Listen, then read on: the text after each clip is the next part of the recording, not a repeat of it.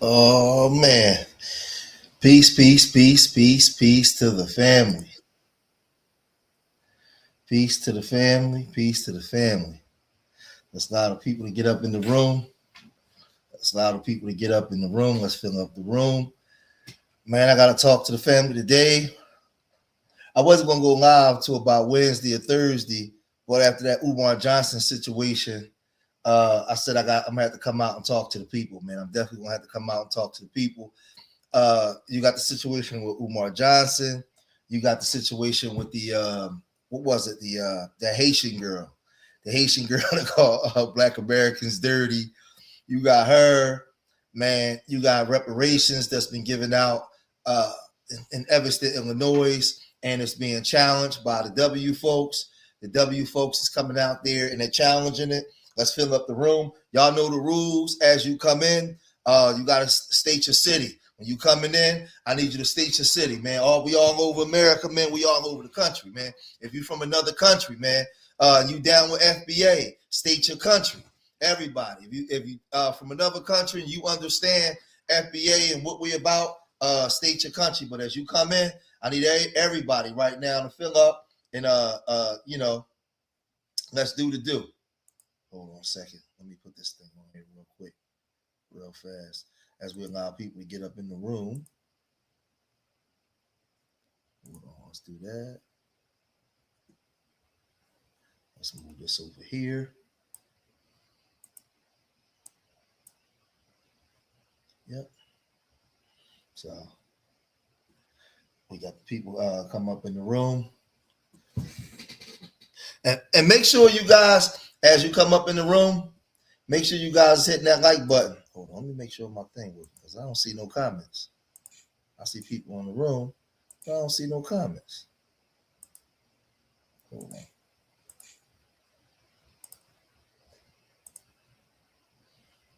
Yeah. So yeah, we get people in the room. Make sure you guys it's putting your city in the room. Hold on.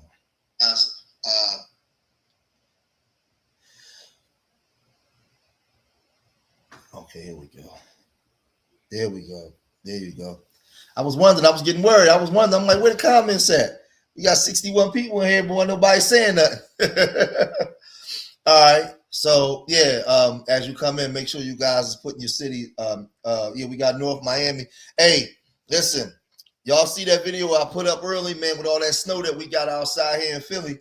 You out there in North Miami. I know in North Miami right now, it's probably like 70, 75 degrees. 75 degrees. It probably was, it's 4:39. It's probably 80 degrees down there in North Miami. We got Denver in here. Yeah. Yeah, you said you good. Right. Yeah, I know you good. You good and warm. You good and warm. I was just out there with my son shoveling snow. We got Denver in here. And I know Denver know because Denver get that snow for real too. Hold on. Yeah. Denver get that snow for real too. We got Denver up in here, but we gotta talk to the family today. We definitely gotta talk to the family today about what's going on. And I gotta, we like to get into the classroom. And in the classroom today, I gotta talk to the people about the strategies that the Democratic Party is going to use and the Pan-Africans. The Pan-Africans, it's been real bad. The Pan-Africans and the Caribbean and Africans are going to use these claims to come against our reparations. Now, I've been scanning the internet and I haven't been seeing nobody talk about this. Now, me being a long-time Pan-African, right? I taught this history for years. We talked about this history, right? And I have to do the people a service and come out and tell you the angles that they're going to use. So now, what happens is this, right? I'm allowing people to get up in the room before I share the screen. I'm not going to share the screen until we at least get 300 people in the room. So let's fill up the church. Let's fill up the church's Bible study. Let's fill up the study today. We got some teachings that I gotta go over, and I gotta break this stuff down to the people. You guys have to get this information because we gotta strategize. Now, some people want to say, "Oh, this is no big deal," and I'm gonna tell you right now, Don't listen to them because they don't know what they're talking about. It is a big deal. See, when we're making reparations claims and we're talking about things that happened to us in New Orleans and South Carolina, North Carolina, and Georgia, and Alabama, and Texas, Louisville, Kentucky, all these places, Memphis. We start talking about all of the things that's happened to us, right? We're going to have to realize, I'm going to show you something, right? I'm going to show you guys something that I know for a fact. Rosewood and just Tulsa and just so many, Elaine, Arkansas, and so many places, my fault, Jacksonville, so many places, Wilmington, North Carolina, Delaware, Philadelphia, all of these places. Watch this, Sanchez. I'm glad you're here today because I want you to. I'm gonna show you something. I'm gonna show you guys something that a lot of the FBA family hasn't been showing, and people gonna try to make it seem like it's not a big deal, but it is a big deal. It goes along. Make sure you guys are putting your city in when you come in.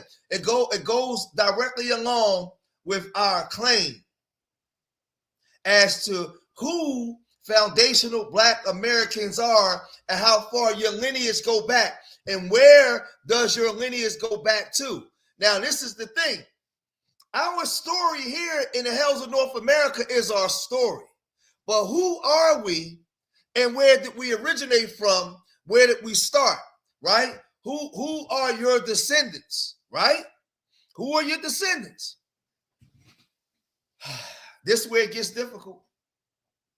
Because when you deal with South Carolina, you deal with North Carolina, you deal with Georgia, and you deal with these cities, and we have a lot of our people that say we're not African, right? And they say that we're indigenous. So now we have to make the indigenous claim. Raleigh, North Carolina in the house, Iowa in the house, Dallas, Texas in the house. We have to make the indigenous claim.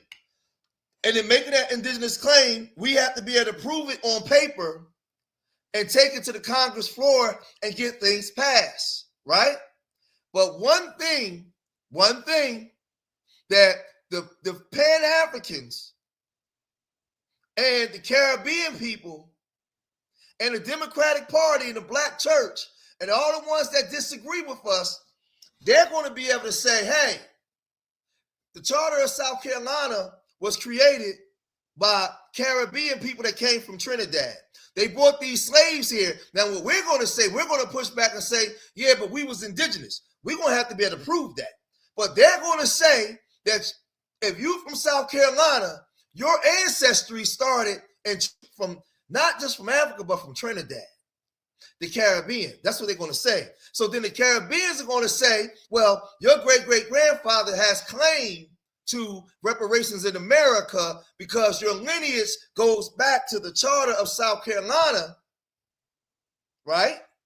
And y'all got to listen to me because I'm not saying that I fully agree with this, but I'm telling you the strategies. I'm telling you the strategies that they're going to do. The colony, all the way back to 1670, when they brought slaves over from Trinidad. Barbados, excuse me. I'm tripping. Let me get my bearings together. I've been asleep all day. They brought these slaves over from Barbados and they created that charter. But then they also did North Carolina and they also did Georgia, right? So now when you start doing your lineage, and what I'm saying is this, I'm not saying us as FBA don't have a claim. I'm telling you the strategies that the Caribbeans and the Pan-Africans are going to use. And I'm going to illustrate that today. So remember, we're in the classroom. We're in the classroom. And I feel like a lot of my FBA channels, we have to take our people into the classroom to show strategies on what these people are going to do to crowbar their way into our reparations claim, because what they want to do is have a global Pan-African reparations claim. One big reparations claim. And the reason why the Caribbean But see, this is the thing, Bella. You gotta care what they say, because listen to what I'm saying, Bella. Hear what Bishop is telling you. Listen to what I'm saying to you. You have to care what they say, because when they can pull out paperwork and show that these charters were created with people that came from the Caribbean, and your descendants are those of the Caribbean, we have to be able to counteract that, because they're going to say, well, wait a minute. When they coming in and saying that you don't have your culture, Black history is their history too, because in 1790, thousands of Haitian refugees fled here to Philadelphia, and they've been here ever since, from Saint Dominique before it was turned to Haiti. We got to know the story. We have to know the story. We can't just go around saying FBA, and your lineage. What is your lineage? If you could say you could trace your ancestors back to the 1700s, but then they could say, well, your ancestors in the 1700s came from right here. Right? And then those people say, well, you related to us. We got claim too. So what I'm saying is, I'm not saying, y'all got to hear me, George, and what I'm saying to you before I share my screen and we break this down. I'm not saying that they're right. What I'm showing you is on the battlefield, we're looking at the playbook. And before we go outside to do battle, we're reading the playbook. And we're seeing, okay, so they create this charter. They're going to use this as ways to come against us. So what do we do now? Okay, so how do we explain this, right? Because if we say we're indigenous, we got to prove that on paper. You can't just say I'm indigenous. I mean, that sounds good, but you have to prove that you're indigenous on paper in order to get reparations. So the indigenous claim is one, right? Right? And then who are we and where does your descendants go back to? Because from 1790 to 1810, they brought thousands of Haitians to the East Coast corridor, mainly Philadelphia, right here where I'm at. All the way back in the 1700s, they brought them here. When they was bringing in slaves through Virginia in 1619, that was a ship that was supposed to go into Mexico at the time. It was intercepted, and they brought 20 Africans here through Virginia in 1619. But a lot of the other ones came in from the Caribbean. They brought them in from the Caribbean. So you had a slave trade that went into the Caribbean and into South America, and then you had some that came into the Americas. But after that couple 100,000 that came into the Americas, they traded and mixed and matched thousands of them from the Caribbean. So now the Caribbeans will say, well, your culture is our culture. We're one big culture because we're one and the same people. You're related to me. Your ancestors started right here in Barbados. That's what they'll say. Now, people hear me say this, and it's not very simple, but this is what I'm saying about us. We got to stop talking ignorant. Listen to what I'm saying to y'all, because we've been, and what I'm saying, listen to me. It's not very simple, because we can say, okay, we FBA, and you could just talk, you could just say you FBA all day. But when you got to put things on paper and you got to run things through state and federal government, you have to be able to prove who you are. Listen to what I'm telling you. You have to be able to prove who you are, right? No. 1870 census, we're FBA. I got what you're saying. But all that stuff sound good. Listen to what I'm saying. All that stuff sound good. That hasn't worked. None of that stuff has gotten us anywhere. And I'm telling you, with the strategies and stuff they're going to do. So what I'm saying is this. Being a black person, one thing about us, we got a lot of talking points that sound good. A lot. Right? But getting things on paper where it's substantiated by the government and saying, okay, and it's stamped. This is who they are. This is who we are. This is where we're going. This is what I'm trying to tell you. So when you look at the pan-Africans and the Democrats and they're trying to all-inclusive everything, see, I'm trying to get our people, stop using just all these talking points because it sounds good. When you watch the Democratic Party, and you watch these Pan-Africans, and they're trying to all-inclusive everything. The reason why they're trying to all-inclusive everything, because they go back to 1776, but then they go back before there was an America. And they're saying that we were all just one people being sold and mixed and matched. So you're not FBA, you're not Trinidad, you're not none of that. You are the same people. This is what they're doing. This is what they're using. And this is what they're running with. So no matter how much we kick, holler, and scream and say that we're FBA, I need y'all to pay attention. The reason why the Democrats ain't honoring what you're saying and they pushing an all-inclusive society because they're running off that narrative. So you can say what you want to say till the cows come home. They're not honoring that. So now you have to study the playbook and study why they're not honoring that, and then we find ways to counteract that. No, I ain't forget Maryland and Virginia. No, I didn't. No, I ain't forget none of that. I ain't forget none of that. But see, the thing is, I love my people enough to tell my people the truth. I love my people enough when I'm telling you, when you see the Democrats putting all these immigrants from the Caribbean in your position, because they're not separating you from them. No, they're not. They're going by those charters. They're not going by that census or you calling yourselves Black Americans. That's why they're so comfortable with saying Black History Month is all our month. That's why on my title, on my thumbnail, I got Umar Johnson holding a sign that says Black History Month is all of our history. Right?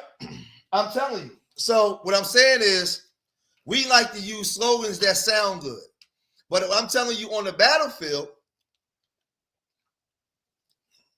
when you got the Byron Donalds, whose family is like Panamanian, when you got Candace Owens, and you got all of these immigrants in these positions, and you got Umar Johnson saying that we have a all-inclusive reparations, right?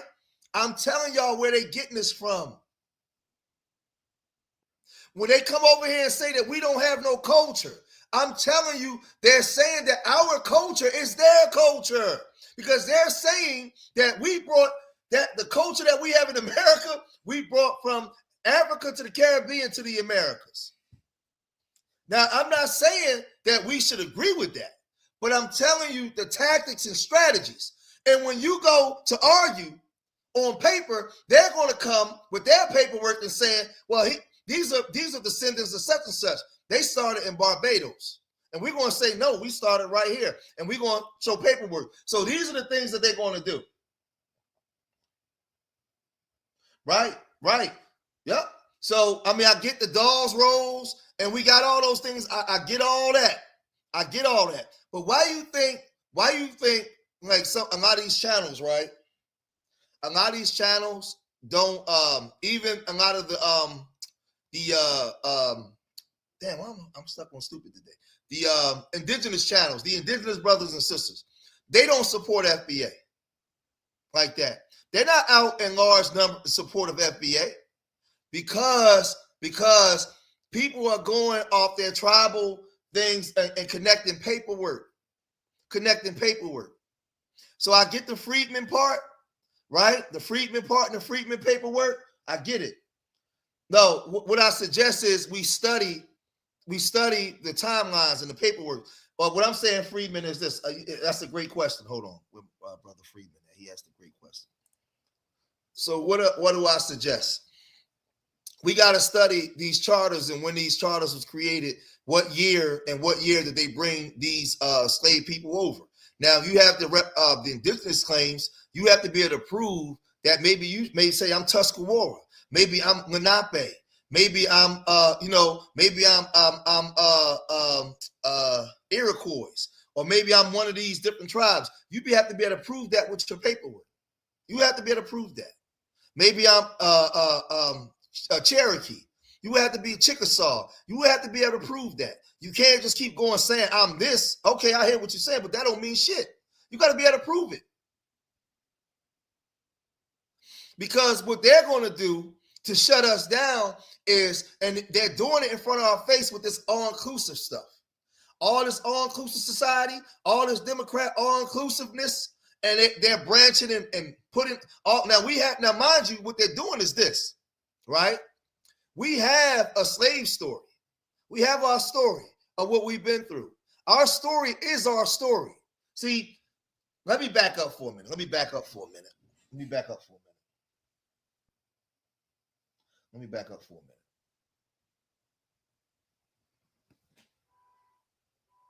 Hold on, let me get you out of here. This dude needs money with a scam. So you watching the guy that's scamming. So let me help you out. There you go. Now you ain't gotta ever worry about watching me again, or ever worry about coming over here. Hey, anybody that say anything disrespectful, people can comment and they can disagree. But my moderators, anybody say anything disrespectful about me and I ain't disrespecting nobody, block them. Don't even time them out, block them if they say something disrespectful. They can disagree with me. Don't time them out. They can disagree. But let me say this. Let me back up for a minute. Because he said, what do I suggest? What we have to do is we have to know everything. We have to know everything. You guys should know, when did they start the Charter of South Carolina? When was it started? Who were the people that was there? Right? When did they start the Charter of North? All the states where slavery was made, where slavery was, you should know when those states were started and who they brought here, right? And you should know who were the people there, right? We should know all these different things, and we should know the stories of what happened to us in those states, right? In those states, right? Right. But see, this is what I'm saying.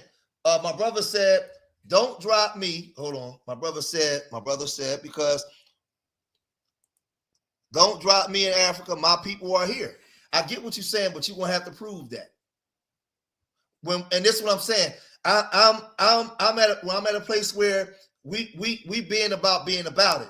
Don't say that your people were here if you don't have the paperwork to prove it. And you should be taking it down to your local government and proving that you were here. And then you should be able to listen to what I'm saying. Don't come to me saying that your people was here if you can't come to the channels and show your paperwork and show FBA family that, hey, my people was here. This is how I did it. This is how you can do it. Listen to what I'm saying. I'm going to say it again because it's time to start being responsible. Listen, we said we're foundational Black Americans. We got our family saying that we were already here. I don't challenge that. We were already here. And then we got our family to say that we were slaves here in America, and whatever state that your family was slaves in, you should know when that charter started, who was there, who were the people. If you are indigenous, you should be able to get your paperwork and bring it to the live streams to show it to your people. If not, stop saying it until you can prove it. Bring your paperwork. Because reason why I'm saying this, we have a lot of people coming up against us. And what they have is, listen to me. They have the lies. They have the lies of the U.S. government and the cover-ups on their side. They can show all the lies and the cover-ups in history to show who they said we was. I'm going to say this again and why I'm saying this. They can show the lies and the cover-ups to show who they said we was. And remember, they're saying that we just all came from Africa and it's this. My family, my people are saying we were indigenous. So now on the Congress floor and based in the textbooks, they got one story about us. We have to be able to prove that they're lying in their story. And we have to be able to show a separation from the families of Barbados, Trinidad, Jamaica, and these Caribbean places, right, that was brought here.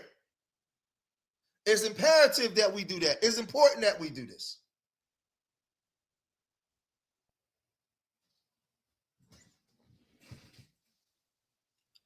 Because we can talk FBA all day. Now, we got 700 in the room. So what I'm gonna do, I'm gonna share my screen and we're gonna get off into this Umar Johnson thing. So what we're gonna do, we're gonna talk about this Umar Johnson situation. The American government had records of Black Americans. And listen to what I'm saying. I've been in these spaces for a long time, right? I'm gonna show this part too. And don't get me wrong, I'm not showing up nobody, right? Oh, no, not you, my sister, not you. I'm sorry. Hold on, not you. Hold on. Somebody said the American government has records, right? The American has records of Black Americans. Again, another talking point, right? We already know that. But what records does the American government have of Black Americans, and what is the narrative of it? What are they saying about who these Black Americans are? Because see, this is the thing. When you make the statement that the American government has records of Black Americans, but then they tell you that you all came from Africa and they convolute our story to the point where we sit here saying that we're indigenous, but they're saying that you're not, then that means that there's some crafty counsel in the house. So now we have to challenge those crafty counsels, but we have to come with paperwork to be able to show and prove this stuff. That's all I'm saying. So what I'm saying is I'm trying to get our people out of just using talking points. Because like I said, for years, I come from the Pan-African side. It's the same thing. A bunch of talking points, but no work or action gets done behind it. We say things that sound good. Okay, fair enough. But what can you do with that talking point that you just said? How does it help the whole of the group? Or if you're from South Carolina and you use a certain talking point, how does that help the people in South Carolina?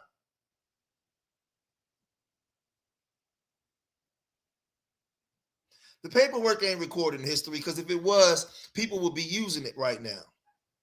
The paperwork is not there that's substantiated by the government to enforce laws to work in our favor. So no, the paperwork is not there. This is why you have all these channels. This is why you even have a Dane Calloway over the years. When Dane Calloway was coming out,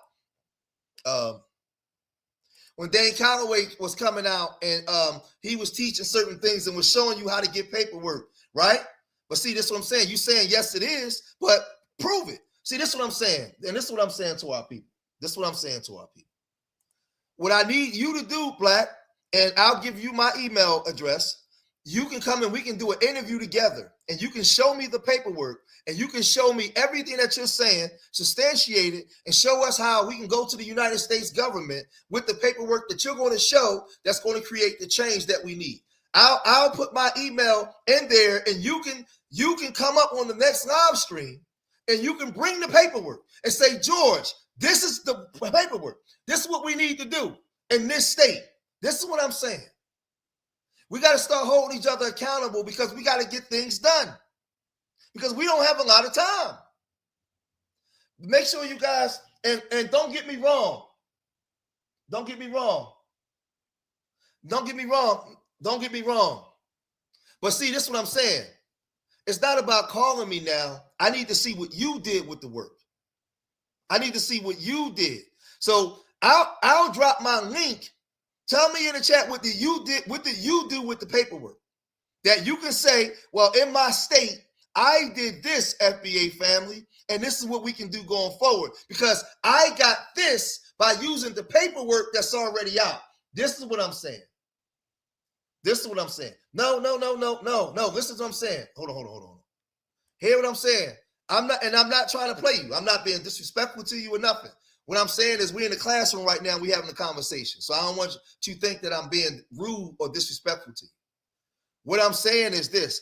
I got thousands of videos that don't mean anything. What out of those videos, what information have you taken to the government where the government stamped it and said, we agree with this for your people? That's what I'm asking. That's all I'm saying. That's what I'm asking. That's all I'm saying to the people today. Hold on, because I'm going to share my screen in a minute. Guys, remember, we're all awakening into the truth at the same time. You know what I'm saying? Now everything is like hyper speed, but we're coming to get, yes. And I agree. And I agree with the sister, and I agree with a lot of people. All I'm saying is I just want to get our people out of using certain talking points. And when we come with talking points, we got to come with the paperwork to prove what we're saying. And and this is what I'm saying, because like I said, shout out to Black Jack.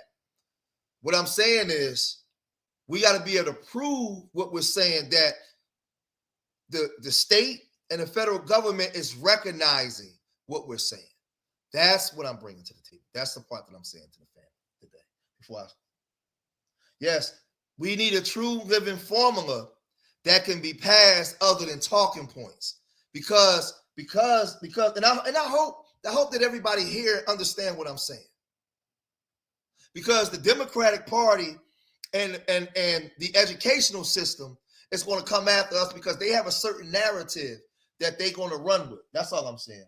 Yeah, I'm gonna put my email in the in the chat and right now. Hold on, and then we're gonna share the screen.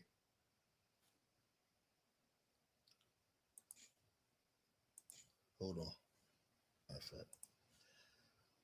Hold on 1 second. Hold on. Let me get it this way so I ain't gotta type it out. I'm gonna put my email in the chat. So anybody want to send me something where we can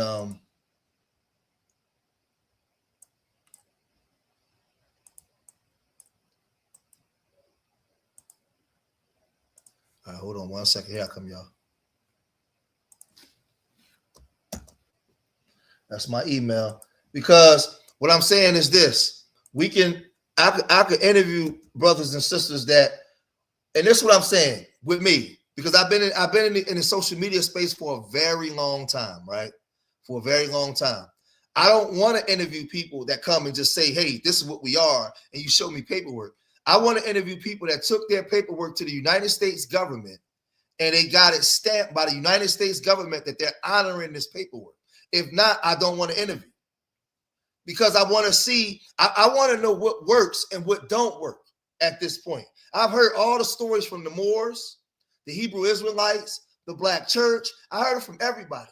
I want to see paperwork that says, hey, the United States government in North Carolina or the state government in Virginia and the federal government in Virginia honor this. That's what I want to see, because I want to know what template should we be working off of.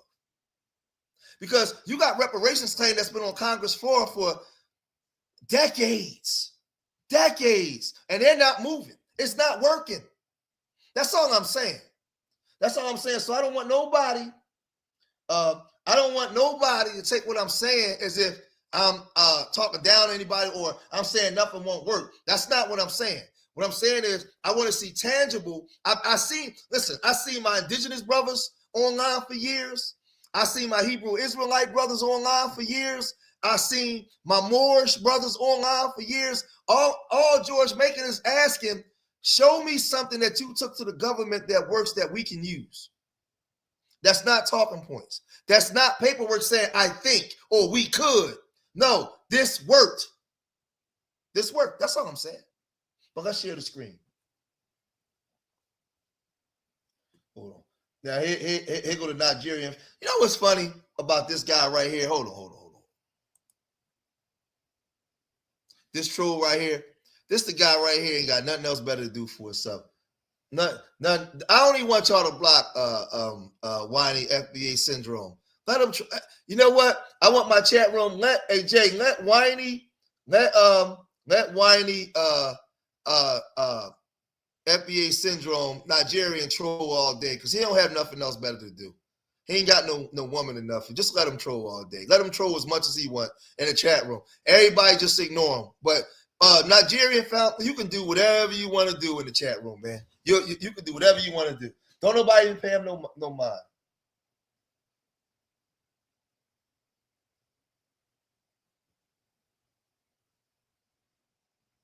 Hold on for a second. Let me get this guy.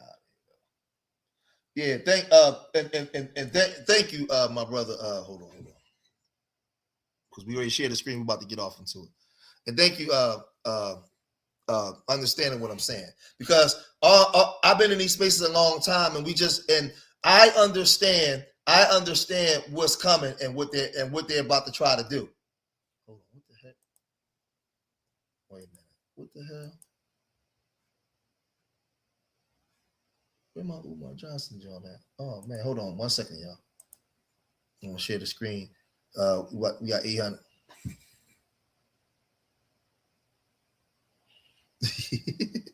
Y'all gonna going crazy. Hold on. Let me put. I erase the something real quick. Hold on. by accident. Let me pull it back up. Here it go right here. Let me pull it back up. Share the screen. All right, we're going to get off into it.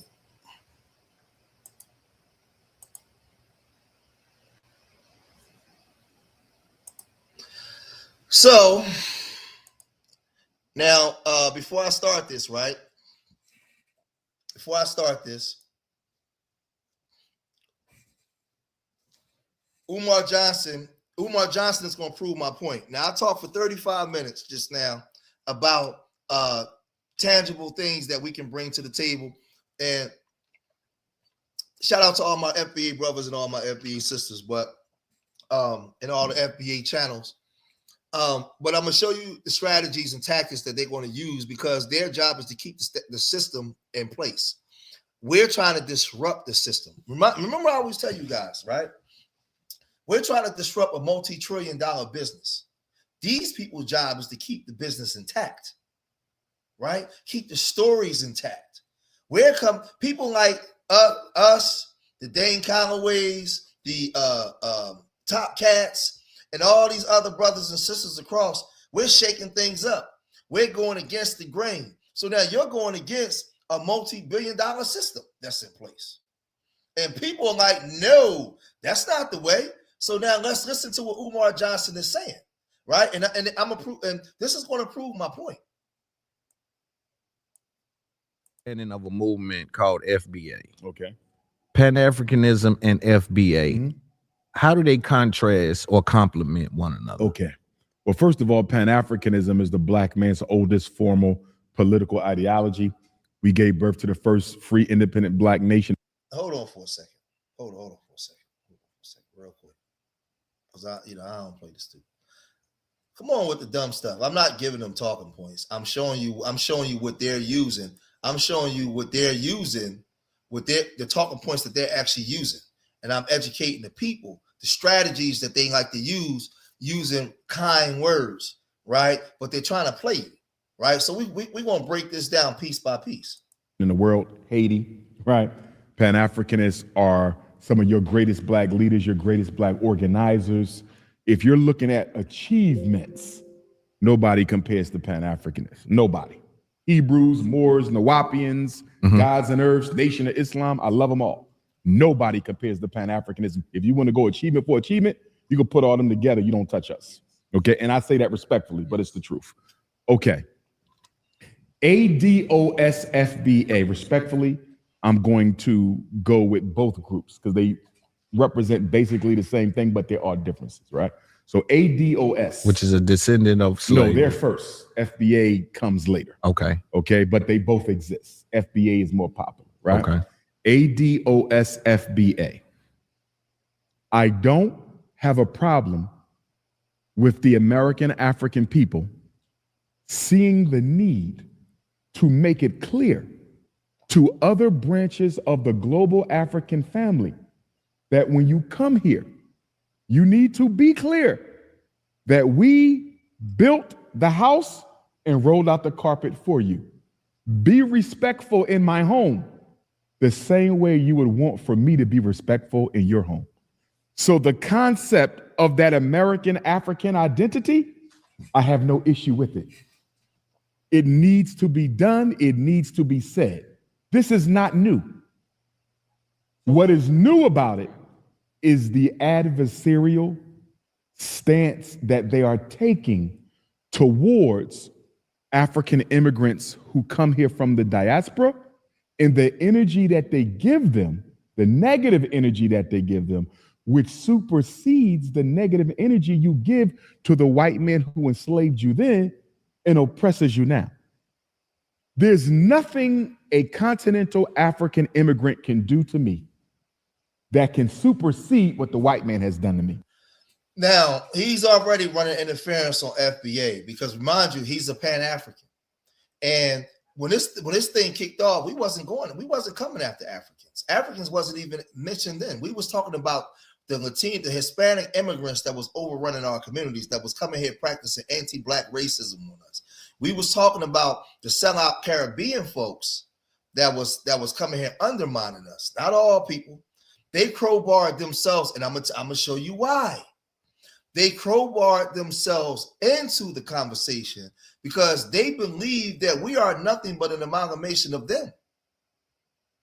This is what they believe. This is why they're crowbarring themselves in. Remember, I said we're in the classroom.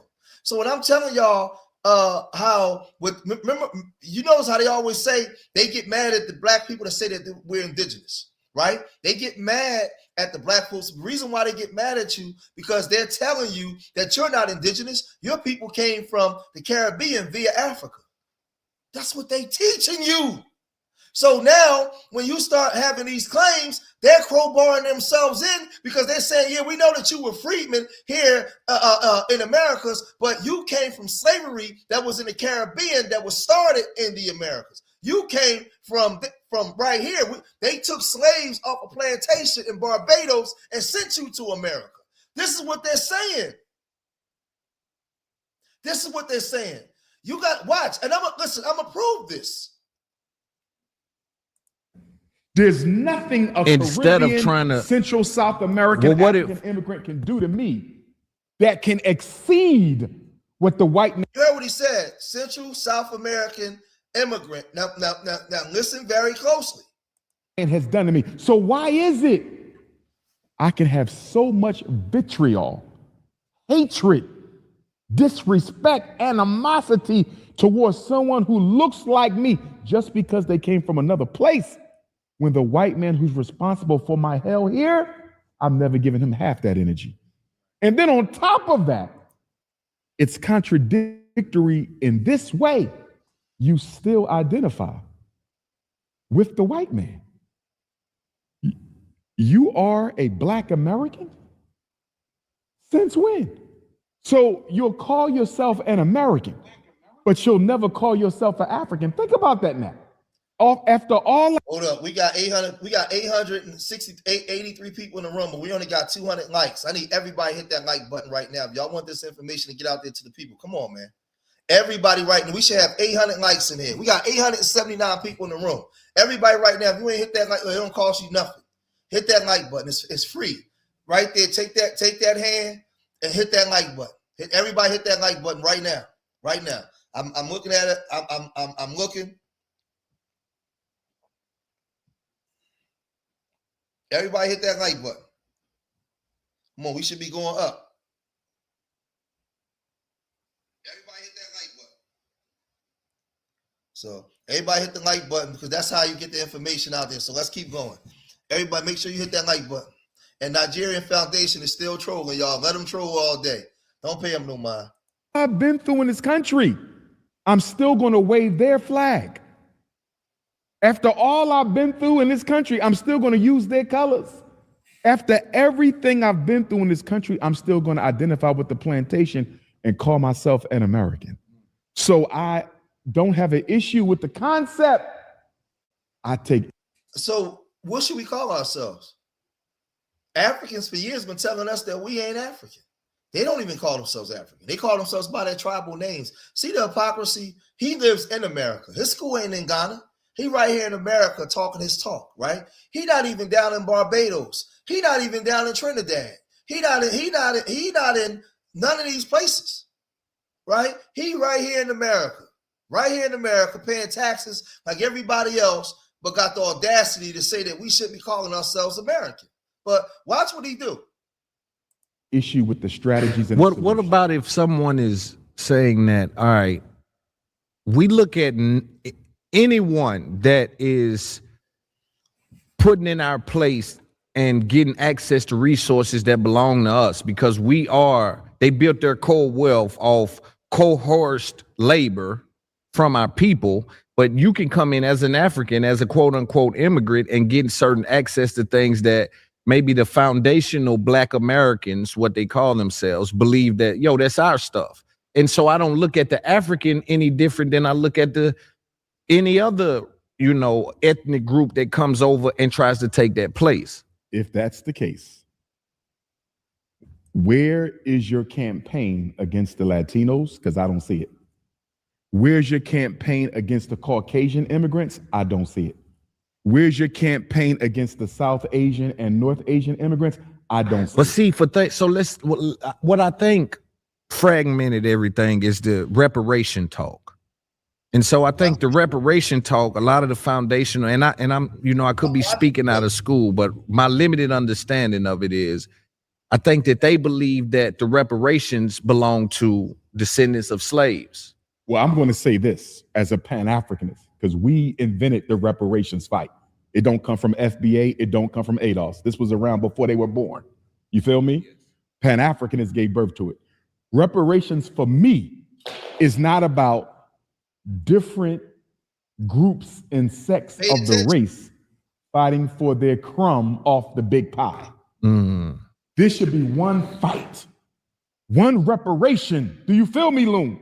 We can split it up how we want to split it up after we get it. But by you fighting divided for the same restitution, you playing right into the hands of your enemy. There was one slavery, took some of us to the Caribbean. There was one slavery, took some of us to the Americas. There was one slavery, took some of us to Central and South America, right? But there was one African slavery. So the Africans of the world, from the continent to of your enemy, there was one slavery, same restitution. You playing right into the hands of your enemy. There was one slavery, and right into the hands of your enemy.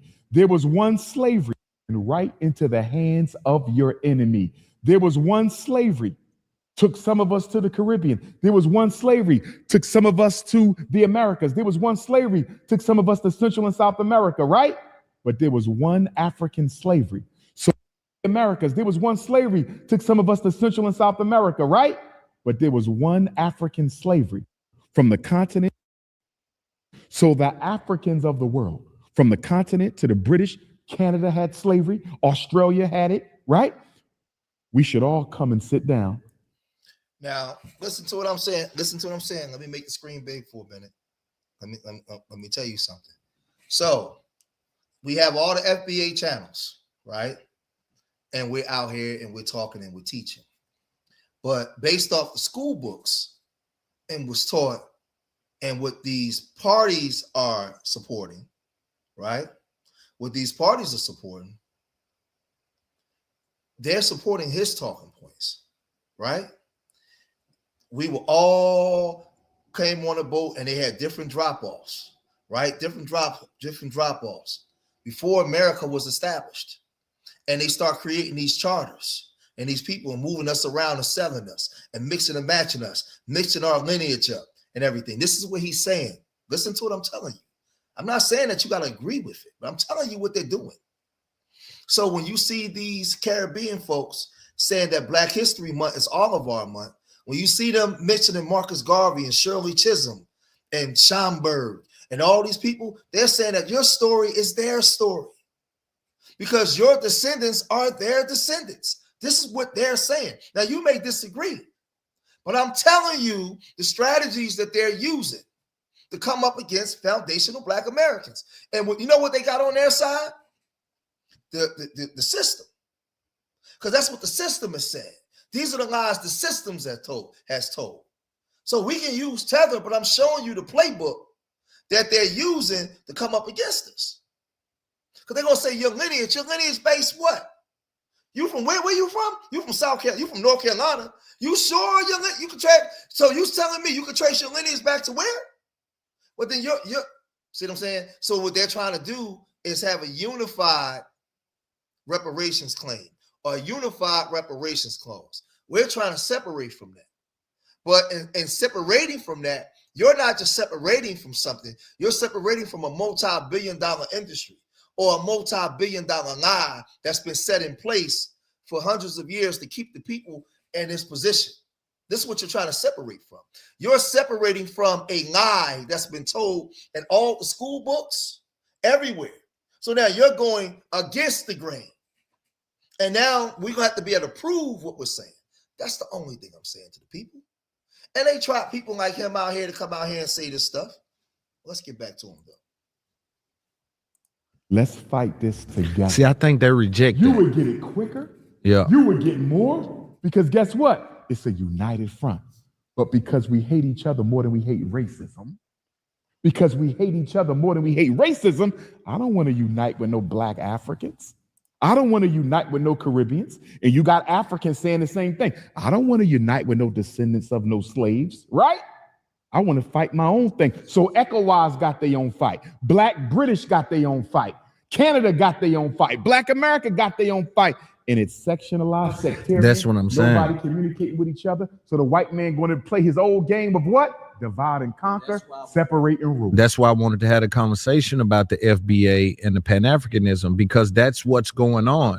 Although I hear when you speak, although you're Pan-Africanist, I hear some of the stuff I hear from foundational Black Americans. Well, remember, there's nothing wrong with advocating the rights of your unique group. A Pan-Africanist in South Africa can speak up for South Africans and still recognize the greater vision and greater goal of a united race. You see that? So as Pan-Africanists, we don't just focus on the whole. That's the goal, but we also got to take care of our people where we are. So I don't have an issue with the American African people having a Black agenda for themselves that they need to carry out. Yes, you do. It's only when you start criminalizing and antagonizing other Africans. Now, listen to me, family. When he used the word criminalizing and antagonizing other Africans, what does he mean by that? He's sent here to make us sound like we're a hate group, or make it seem like the stuff that we're advocating for is hate speech. So he's saying that without saying it, right? We're criminalizing who? We're speaking on people that may commit crimes, but we're not criminalizing anybody. We're not part of the government. We don't have the power to put charges on anybody. So how can he come up there with Loon and It's Up There podcast and say that we're criminalizing anybody? That's a false statement. That's a false statement, but I'm going to tell you, that's a dangerous statement when he make those kind of statements about us. Same reason why they got that foundational Black American series taken down off of ABC, because we're going up against a multi-trillion-dollar industry that's been perpetuating a lie forever, and we're trying to uproot it. So they're sending out all the people they can send out now to try to make it seem like we don't know what we're talking about. And that's why I spent 35 minutes before I shared my screen telling us we got to have paperwork to prove our claims in the states that we live in. We got to be able to prove it. Forget all the talking points. I know they sound good. I hear you, brother. We indigenous. I'm right with you, my brother.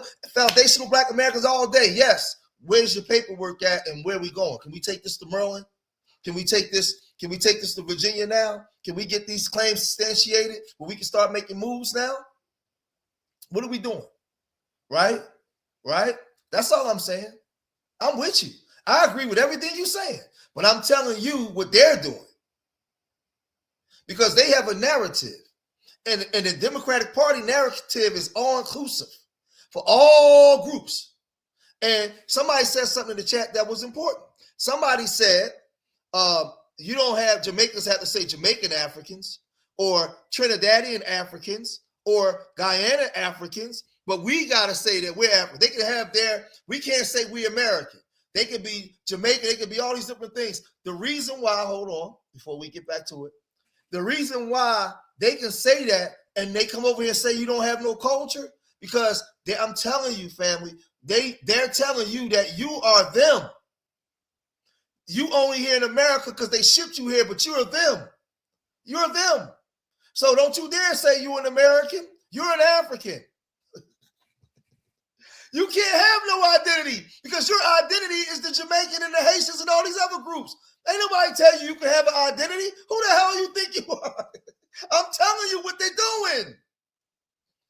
And they don't even mix words. This is what they're doing. You're not allowed to have an identity. So the minute you want to self-identify now is a problem.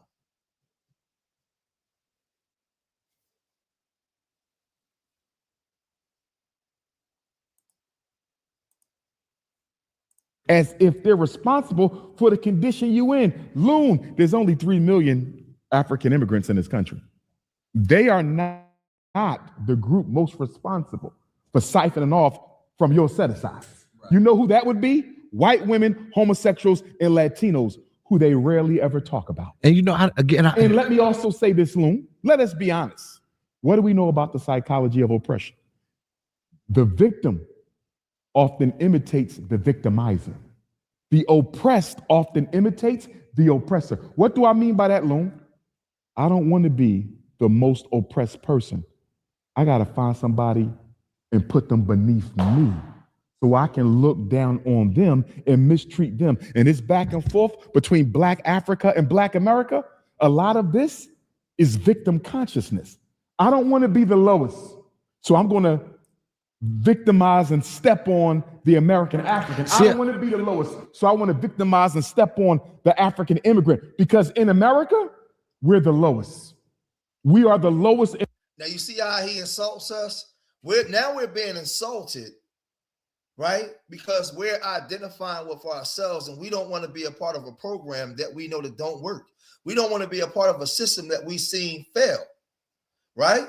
And this is what they're saying, right? George stressing to us to take out the emotions, right? When debating Pan-Africans. And that's all I'm saying. And thank you, FBA Combo, my brother. I'm saying, forget all the emotional stuff.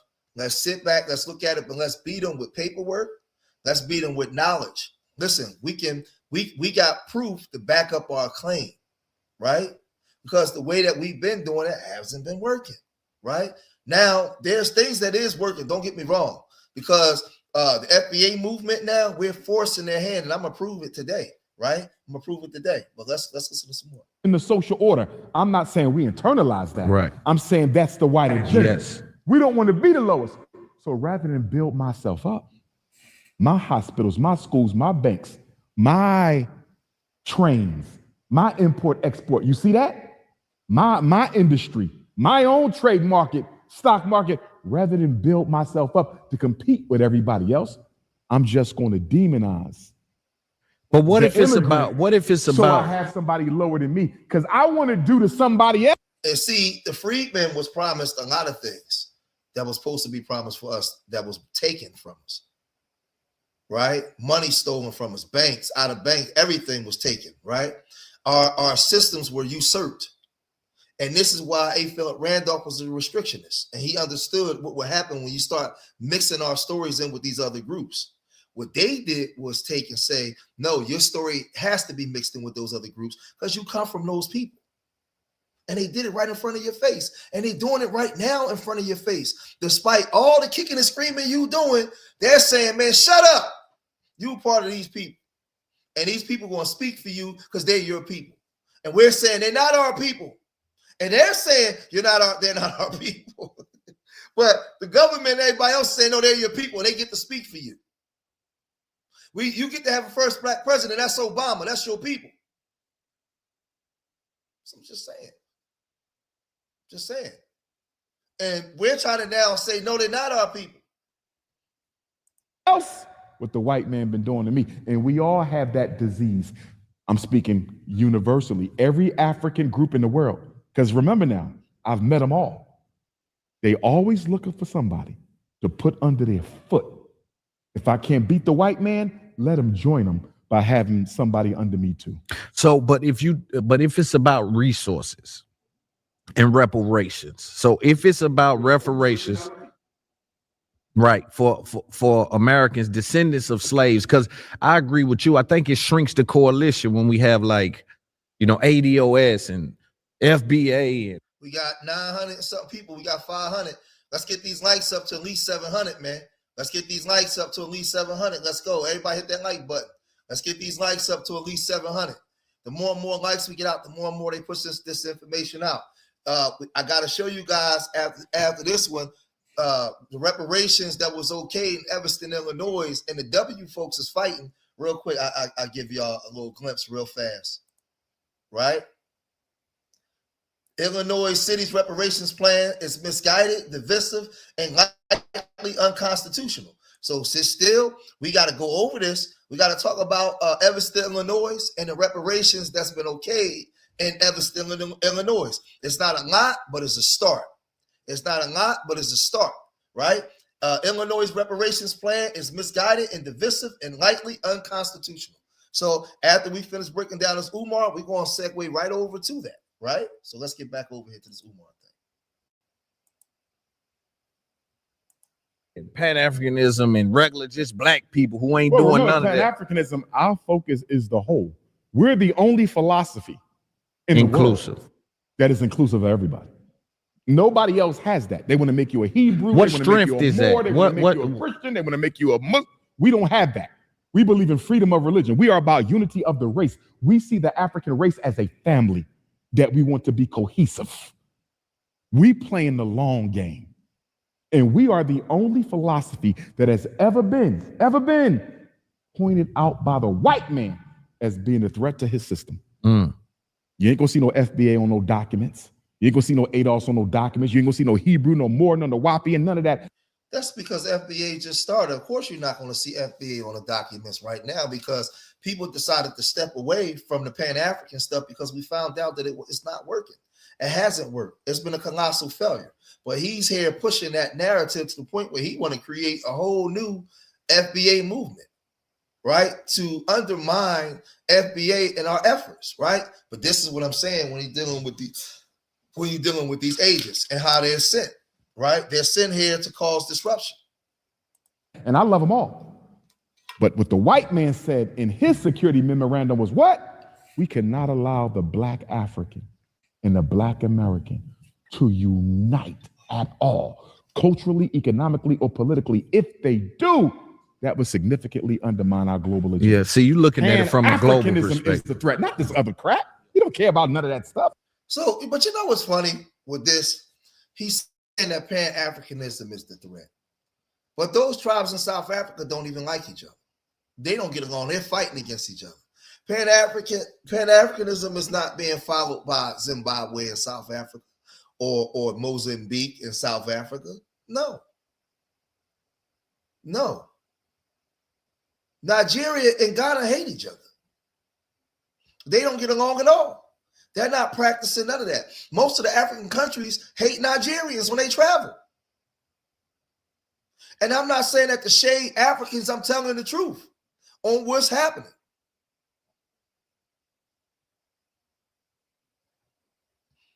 So, I mean, you know, I see we got a lot of trolls in the building. We definitely got a lot of trolls in the building. Hold on for a second. Let me do you a favor real quick. Oh, shit. Never mind. But, you know, hold on a second. Yeah, make sure y'all get the troll. We got a lot of trolls in here. Somebody said, oh, my God. Let me get you. You're so stupid. Come back tomorrow, bro. Yeah, come back tomorrow. We ain't got time for you. Let's listen to some more. Right. That's just smoke and mirrors. You're looking at it from a global okay. Yes. Yeah. We're the only thing he worried about. Right. Yeah. So do you agree though that Black Americans deserve reparations? And if so, who has to play? Deserve reparations. So for what happened in America? Well, remember, slavery happened to the race. That's where we're going to, you see, that's where the disagreements come in. Because slavery didn't happen to Black America. Slavery happened to Africans wherever they were taken. What they did to me here is no different than what they did to me in Costa Rica. But America don't have to pay for that. We saying if America says we're giving reparations for what happened to Black people. Do you hear what he's saying?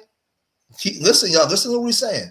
People in America. Who does that go to? I disagree. Let me clarify. There is no America until July 4th, 1776. But my ancestors got here under British North American slavery, not the Spanish. They were there first, right? Listen.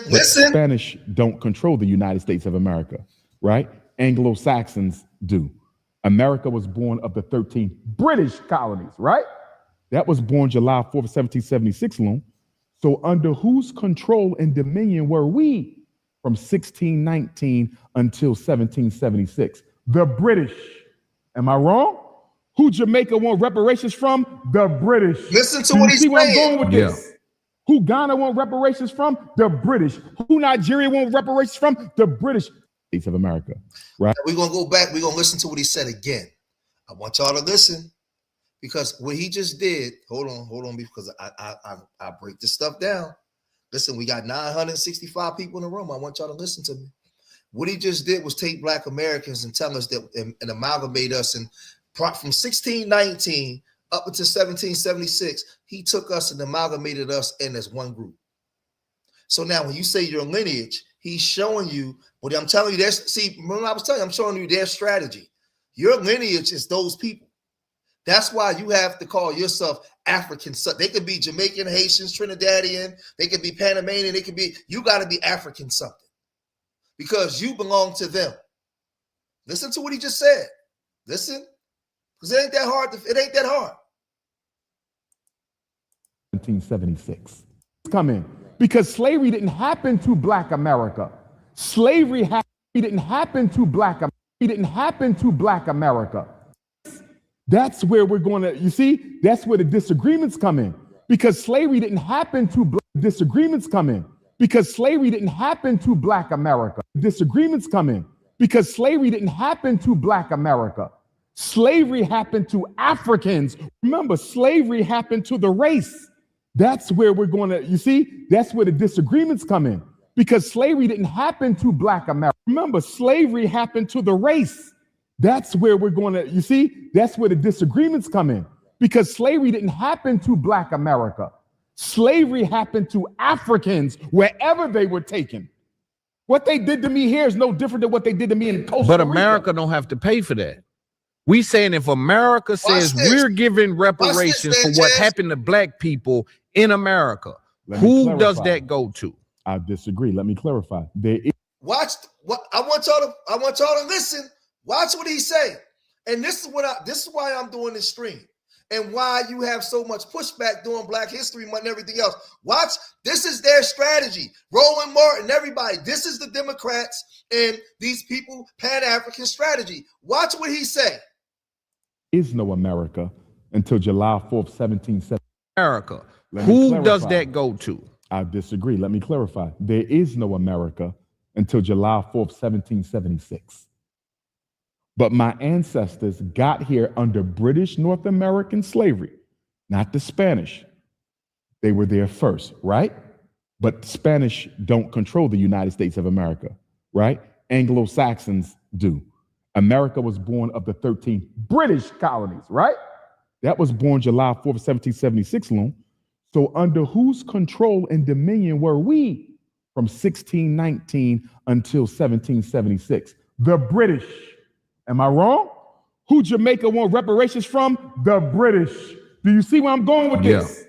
Who Ghana want reparations from? The British. Who Nigeria want reparations from? The British. So for the American African, to your point, Loon, from 1776 until the present, that's the USA. But from 1619 to 1776, that's the British Empire. See, and it's the same land. You see, and that's why I think the conversation has to be had, because I think the point you're leaving out, there's a self-hate aspect to this too. And I know the ADOS FBAs, they're not the pretendians. And I say that respectfully, because at least with the ADOS FBAs, they admit their ancestors came from Africa. They just are of the opinion that that don't matter no more. I don't know how you get there, because as the Honorable Marcus Messiah Garvey said, a people without knowledge of themselves is like a tree without roots. I would love to see an FBA history book for their kids. I would love to see an ADOS FBA history book for children. If they ever build an ADOS FBA school, how are y'all going to treat identity in history? Because y'all cutting yourself off from your root, and you identifying with a man who's trying to get rid of you. That's the weakness of the movement, Loon. Who is that they're identifying with? Say that again. Who is that they are identifying with this Americans. Okay. Both of them call themselves Americans, both groups. So they're identifying with the plantation. Okay, I see what you're saying. Okay, yes. But they cut themselves off from the ancestors. You see that? To me, that is the greatest shortcoming of that movement. Ain't nobody taking me from my African roots. I don't give a damn what game y'all want to play, but you ain't doing that. There's spiritual ramifications for that. There's political ramifications for that. There's economic ramifications for that. And let's go political. No, only an idiot will cut themselves off from a meaningful relationship with other nations. You cannot survive in this world without allies. Do you understand me? Especially when you are a numerical minority. How did Cuba survive America? Being 90 miles off the coast, Loon? Because Cuba had Russia, an international ally. The American African people need Africans as allies. We need our Caribbean brothers and sisters as allies. We need our South and Central American brothers and sisters as allies, not enemies. Yes. So you mean to tell me you fighting the white man who's an enemy? So listen to what I'm saying to you guys. What he just did was he just gave a demonstration, right, in this. And what they do is our people before 1776, we were owned and controlled by the British. And the British were selling people all up and down the coast, right? So he'll go and say, yes, the South Carolina wasn't established up until 1712 and then ratified in 1788. But they start bringing slaves over from Barbados in the 1600s up into South Carolina and into the Carolinas, then the 1700s up into Georgia and stuff like that. So he says because Barbados was overpopulated, it served as a model for Carolina's colonizations. Wealthy planters from Barbados migrated to the Ashley River, Charleston, bringing enslaved people to build new plantations. The first settlers to South Carolina included enslaved Africans brought from Barbados. These individuals were considered seasoned, acclimated to the Americas, and valuable for their knowledge of tropical agriculture.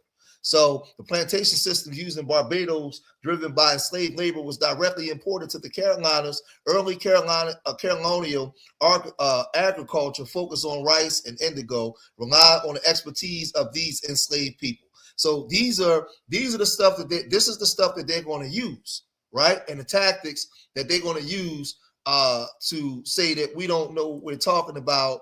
And then even when you get over here to Georgia, right?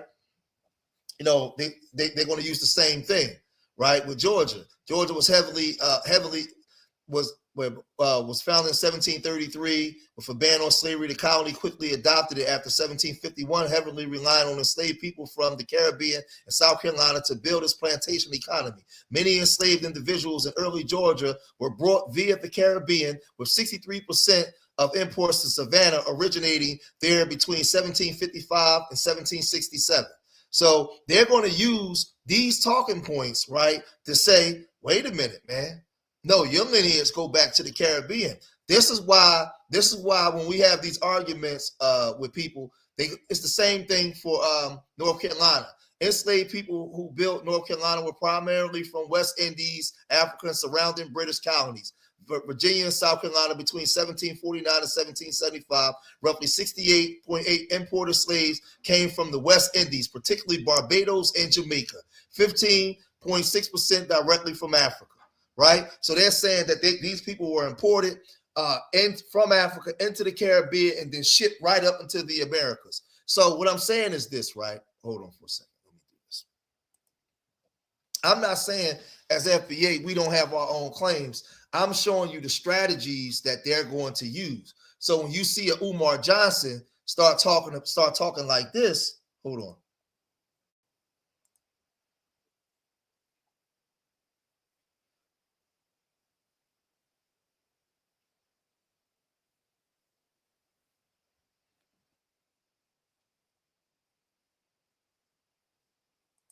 Did you just hear what he just said?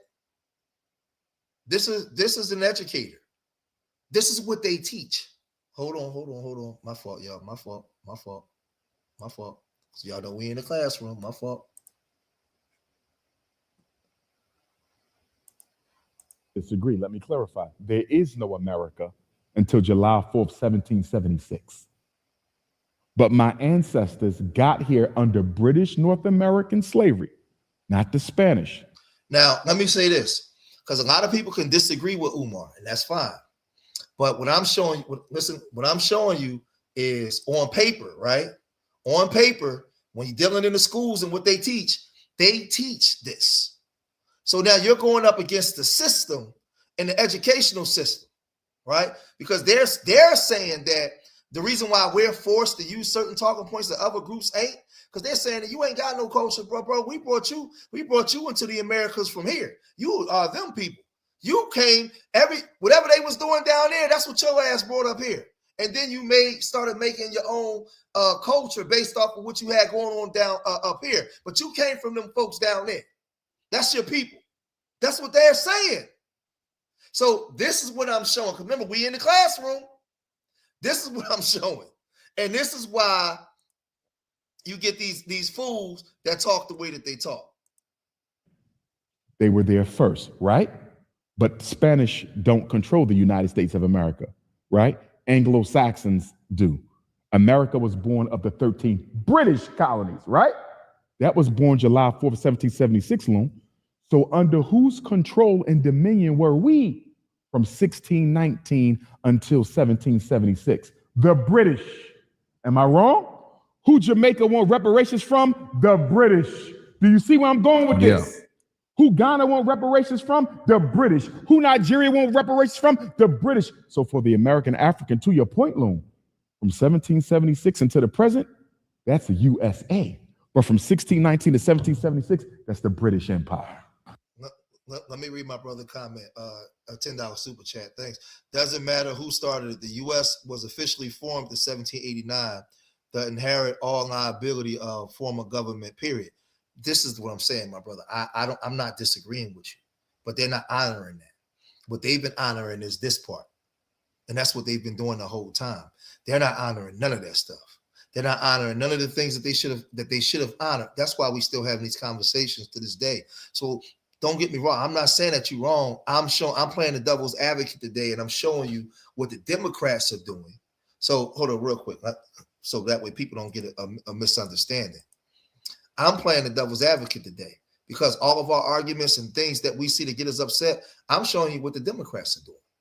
I'm showing you how they're putting all these tethers and these people in a position because they can do it because they're following this teaching, not the things that was ratified for us. They're not. No. Who's going by that? If they was, we wouldn't be here having this conversation. This is what I'm trying to say. They're not going by that. And this is the issue that we have to recognize. And that's why I'm showing you the stuff that they're saying. I got more. See, and it's the same land. You see? And that's why I think the conversation has to be had. Because I think the point you're leaving out, there's a self-hate aspect to this too. And I know the ADOS FBAs, they're not the pretendians. And I say that respectfully, because at least with the ADOS FBAs, they admit their ancestors came from Africa. They just are of the opinion that don't matter no more. I don't know how you get there, because as the Honorable Marcus Messiah Garvey said, a people without knowledge of themselves is like a tree without roots. I would love to see an FBA history book for their kids. I would love to see an ADOS FBA history book for children. If they ever build an ADOS FBA school, how are y'all going to treat identity in history? Because y'all cutting yourself off from your root and you identifying with a man who's trying to get rid of you. That's the weakness of the movement, Loon. Who is that they're identifying with?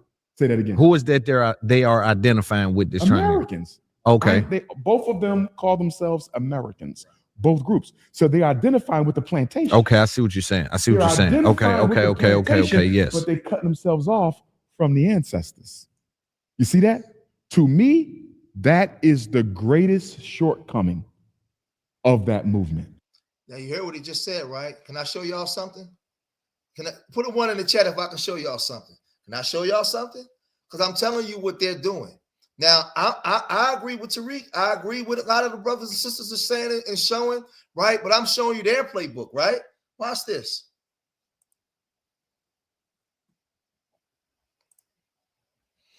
Right? So now they like to talk about Haiti. They like to talk about Haiti and the Haitian. What it say? Man, that joint move quick as heck.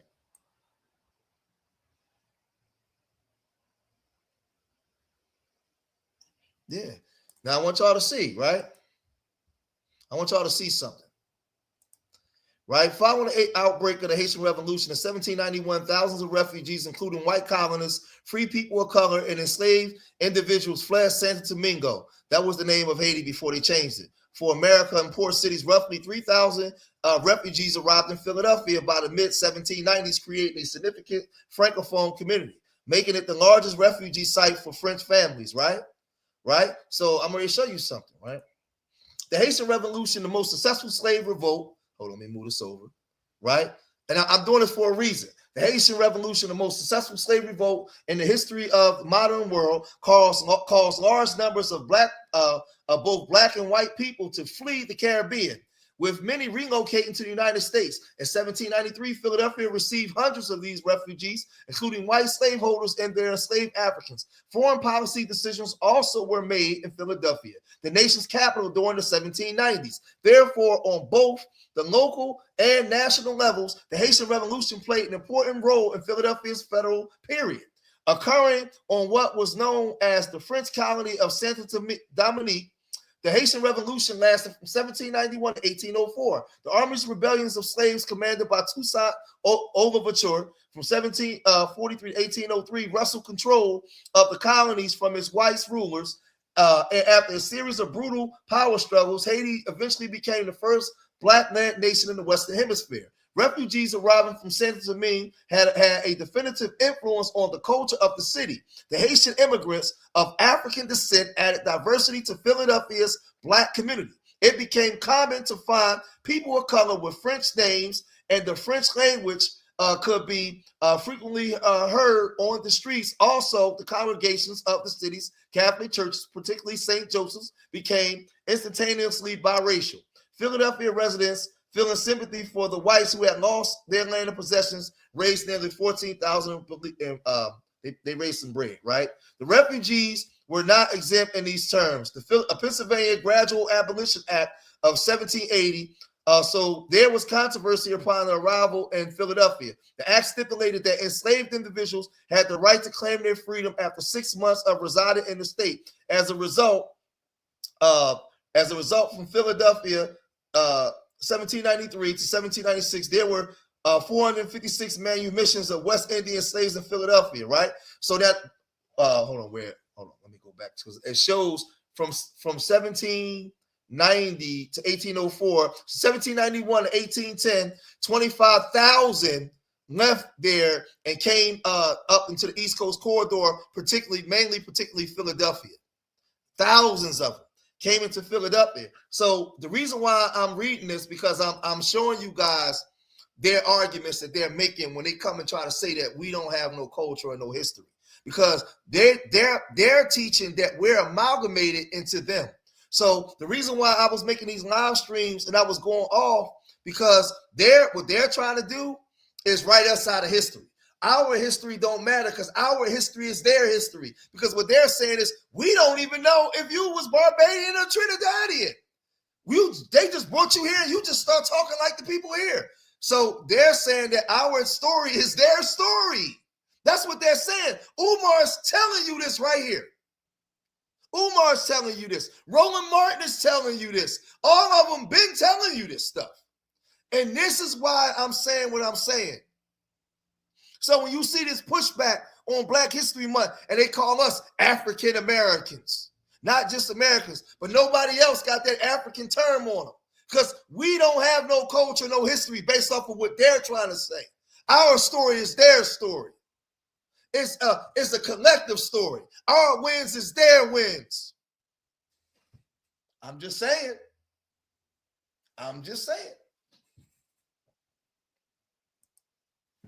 Ain't nobody taking me from my African roots. I don't give a damn what game y'all want to play, but you ain't doing that. There's spiritual ramifications for that. There's political ramifications for that. There's economic ramifications for that. And let's go political, Loon. So wait a minute. So when we say, well, we can trace our roots all the way back to the 1700s. Well, I'm telling you that thousands of Haitians came here in the late 1700s from Haiti. So you might find out that your great-great-grandfather was a Haitian. I'm not saying that's everybody. All I'm saying is this is the arguments that they're using to try to tell our story. And I come from the Pan-African side. Do you guys know how many panels I've been on having arguments with people that make this same argument that I'm making? They said that 90% of Black Americans' families come from the Caribbean. That's exactly what they've been saying. I'm doing this stream because I've been on Side Netter TV. I've been on these platforms for years. I'm telling you what they say. Your families come from the Caribbean. I'm not saying whether I agree or disagree. I'm telling you the talking points they use. So now people could say, well, George, you don't know what you're talking about. You talking crazy. I would just ask you to go watch the Democratic Party and look at the inclusion that they're teaching.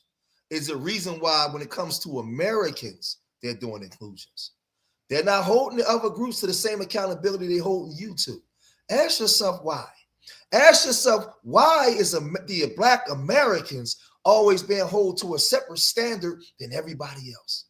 Ask yourself that question. Don't ask George if you disagree with me. Why are you being the ones holding the load for pan-Africanism? Why you? Why nobody else? Huh? That's all I'm saying. Why you? Hold on. Yeah. They crowbar right into our history and try to wipe us out. So now, this is what I'm saying, y'all. When you guys get upset and you say that they're trying to replace us with these other people, they don't have no problem replacing you because you're looking at you as something separate from them. No, they're saying, no, we're just bringing some more of your people over here, and we're bringing your people over here to add them more into what you're doing, but they're just placing them over top of you. It's like, spreading, your peanut butter on the bread. They just spreading them right over top of you. They got you on the bread, but then they grab another one. They just start spreading it way over you. Like you never existed, like your story never existed. They taking your story and making your story to everybody else's story. And Umar Johnson is sitting right there on that platform telling you right to your face. Right there telling you right to your face. Hold on. That's all I'm saying. 76. The British disagree. Let me clarify. America says we're giving reparations for what happened to Black people in America. Who does that go to? I disagree. Let me clarify. There is no America until July 4th, 1776. But my ancestors got here under British North American slavery, not the Spanish. They were there first, right? But the Spanish don't control the United States of America, right? Hold on. Let me address something because somebody said, my brother said, nobody's listening to Umar anymore. Listen, my brother, family. It's not that nobody's listening to Umar anymore. Umar is teaching the talking points of what's in the schools.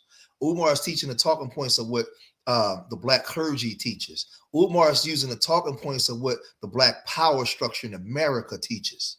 They still operating off a unification or pan-African thought process. They're still operating that way. This is what I'm saying. Umar Johnson is not alone in his thought process. Why do you think you some people that say that their families was indigenous, y'all get so much pushback from Black people? Because in the schools, they was taught that what you're teaching is a lie.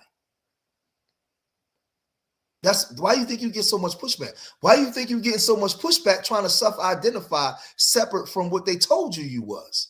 Because they're telling you what your story is. You don't get to tell your story. LOL, brother. 1866 Indian tribal got us designated as freemen. We can prove. See, this is what I'm saying again. And I listen, we can prove descent from the lineage. They want to absorb us into immigrants, right? We are the only people people owed by the government. Now, I want everybody, my brother, and again, thanks for the $10. I want everybody to read what my brother is saying. Now, my brother would agree with me. what he's saying, I'm not mad at what he's saying. But the government is not honoring that. Nor is the Democratic Party, nor is the Black brain trust or power structure that's in place with us. They're not honoring any of that. This is why we're having to have the conversation in the first place. This is why we have, with everything that we've been through to this day, we have to have an FBA because they're not honoring none of that. And this is why I'm showing you today just part of the playbook. They're using these talking points. So when you hear Johnson has graduated, has his degrees in these universities of Black studies, that's telling you, right, what Black is and what our culture is, and is an amalgamated culture. So this is why fear mongering. This is why so much pushback. You get so much push. They're trying to take your story and amalgamate your story with everybody else, man. Now you got Sandra Babu over here telling us how we should do Black History Month. Sandra Babu is telling us how we should do Black History Month. Because they're saying that all of those Black inventors and all those Black people that we like to teach, they're telling us that, man, those people come from the Caribbean originally. They're saying, y'all, listen to me. When we go back to the 1800s, we go back to the early 1900s, they're saying, man, those people had only been in the Americas for like 75 years. They come from the Caribbean, bro. That's what they're saying. Hold on. I'm interacting with the people. But so what? The law of America. Oh, shit. But we got a lot of trolls in here today. Let's get back to what Umar is saying. Saxons do. America was born of the 13 British colonies, right? That was born July 4th, 1776 alone. So under whose control and dominion were we from 1619 until 1776? The British. Am I wrong?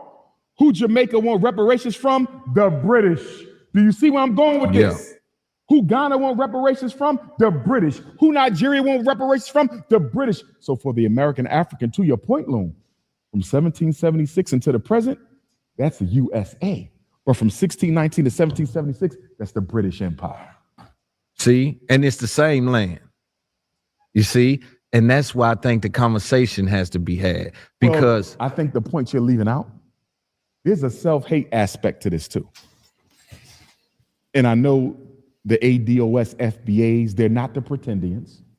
And I say that respectfully, because at least with the ADOS FBAs, they admit their ancestors came from Africa. They just are of the opinion that that don't matter no more. I don't know how you get there, because as the Honorable Marcus Messiah Garvey said, a people without knowledge of themselves is like a tree without roots. I would love to see an FBA history book for their kids. I would love to see an ADOS FBA history. Do you hear what you guys hear what he's saying, right? Now listen intently. Remember, we not listening with no emotion. We're listening because I want you guys to understand, when you hear Umar talking like this ain't just Umar talking. This ain't just Umar talking. He would love to see a history book for FBA kids. Listen, just listen. A tree without roots. I would love to see an FBA history book for their kids. I would love to see an ADOS FBA history book for children. If they ever build an ADOS FBA school, how are y'all going to treat identity in history? You hear what he's because saying? Y'all cutting yourself off from your root, and you identifying with a man who's trying to get rid of you. That's the weakness of the movement. Saying that we're cutting our, whoa, damn, like 200 people left out the room. What the hell happened? Now, he's saying that we're cutting ourselves off from the root. What root? What are you talking about? Again, but this is what I'm saying. Now, I got a whole video where Roland Martin was saying the same thing. Roland Martin is saying the same thing. When Bernice King made that statement to Shabuzi, she was basically saying, she wasn't telling Shabuzi that he couldn't say what he said. She was saying, are you remembering us? Because they push an all-inclusive society. They push all-inclusiveness. Let me thank the people that donated. Let me thank Nikisha for the $10 cash app. Thank Lamel Prince, for the $50 Cash App. If you guys want to donate, you guys can donate to Urban Nerds. It's pinned to the top as usual. You can donate through PayPal, Cash App, or Venmo. Right? You guys can donate. But let's move over here before we get to the. Let's move over here real quick. Let's get to these young girls real fast. This girl that came up here and said that. Why? Where you from? What's your background? You American? Oh, Dirty black American? Wait, what? Huh? What? Wait, what you American? oh. Yeah, right. So let's first visit what actually happened, and I'll really get off into what I want to say.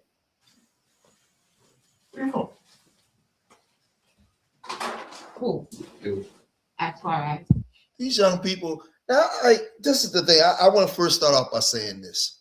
I think, in my opinion, and I could be wrong, but I think that this was fake, man. I think that they told her to come out here and say this because she said it. And somebody let me know, are these guys FBA? Are they from the Caribbean, the Deli Wrap-Up crew? Are these guys FBA, right? Because I've seen over the years, they've had a whole bunch of women on there. They've had a whole bunch of women on there over time that come on there and they talk a lot of crazy stuff. They had African women on there. They had that one woman on there saying that Haitian woman saying we don't have no culture, right? So so for me, when I hear her talk like this, yeah, hold on. So let's listen to some of what she said. I'm Haitian. Why? Where you from? What's your background? You American? It don't even, but see, even when I watch it, it don't even, this seems so fake to me. Dirty black American? Wait, what? Huh? What? Wait, what you American? say? Black American? What? No. Hold on. You said dirty black American. You heard that? You just asked me what I said. I did. Why you said that? Because that's what y'all are. Dirty black American. She just said that? I did. A dirty black American. I sure did. Because that's what y'all are. So all Americans is dirty black Americans? I mean, the ones I've come across. Huh? So what is Haitians then? I'm confused. Dirty black Haitians. Okay, so keep that energy for everybody. Don't just keep it for us. What are you talking about? So you got a woman in the back. She's saying dirty black, and nobody's saying that. To me, this was fake. This is fake. And I know this ain't a representation of all Haitians. I got some Haitian homies, some Haitian people I'm cool with. But I've seen their show where they've had African girls on there get up there and say a whole bunch of wild, weirdo, crazy stuff. I've seen it. She's an attractive girl too. She's not an ugly girl. She up there just talking crazy, right? And then she gonna come back and try to apologize. American. Yeah, hell yeah. Don't ever say no dirty family. Okay, where? Why matter? No, I'm just asking. No, we're not having a It's conversation. the South regardless. I got family in Florida. I got family in Georgia. Help me is either she can't, I don't deal any emotion. I just would have picked her apart with facts. But to me, she just came on the way. She crossed her legs and sat down and was looking all like this, and then made the statement. Wait, what did you say? She what? She light skinned George. Don't hype that. No, it ain't that. She is attractive. She just said something stupid. She's an attractive black woman. She's just an idiot. She just said she's young and dumb. That's all. But she ain't nothing ugly about the girl. She's young and dumb. She said something dumb. I'm saying, why would you even fix your lips and say that, though? I'm confused. Because that's just my experience. It's my experience. So I'm going to speak on it. But I apologize. It's your experience? Yeah. So I apologize What experience you had? if I offended you. You accept the apology? No. Yeah, that's super disrespectful. She did say it's dirty black Haitians too, though. Nah, I would never fix my lips to say, and I know some dirty black Haitians. You know what I'm saying? I would never fix my lips to say dirty black. I wouldn't generalize, you know what I'm saying? So yeah, it is, bro. That's that Caribbean. It's not. And this is why we having the diaspora wars, because the dumb shit words. Remember that other Haitian, bro? Remember the other Haitian shorty? We don't got no culture. It must be a Haitian thing for sure. And see, a lot of funny. I got culture. We got like this young girl. No. I'm sorry. I can't do Americans. I need somebody with culture. I'm sorry. Black Americans got culture. Americans got culture. I need somebody with culture. culture. Americans don't have culture. Y'all got culture. We got Like, the culture. We are the culture. Who the We culture? are the culture. Globally, they know about Black Americans. No, hold on. We not Globally, they know about Black Americans. But you gotta remember 1804, baby. I'm the one that won my American. We're not gonna use the word American. Yeah, Black Americans. I ain't gonna hold That's you. We fine, are the but listen, culture. 1804. I'm the reason why you have your I hate. independence. That's the part I hate about. Haitians Now, listen. Did y'all hear what she said? She said 1804, I'm the reason why you people have your independence. Now, this is the thing. Those talking points, they teach that. Didn't I just show you guys that from 1790 all the way into 1810, they was bringing in Haitians up to America, and they believe that a lot of our stuff is because of them. See, I'm showing you guys the playbook, the historical playbook. So when you hear the younger people talk this way, these are two very attractive Black women, right? They sitting up there with the brothers, man, they look good. Both of them look good, right? They up there looking like Black Americans, dressed like Black Americans, right? They part of the diaspora from Haiti, right across the street. And what they just did was basically say, again, what did she say? She said, we don't have no culture. She said, we don't have no culture. She need people with culture. Because again, I keep telling y'all, they teach that we don't have culture. We are just amalgamated into them. And they are first. Because we only doing what we don't. I'm letting y'all see it firsthand. I'm letting y'all see it first. Y'all can't hear me? Oh, shit. Hold on, wait a minute. Y'all can't hear me?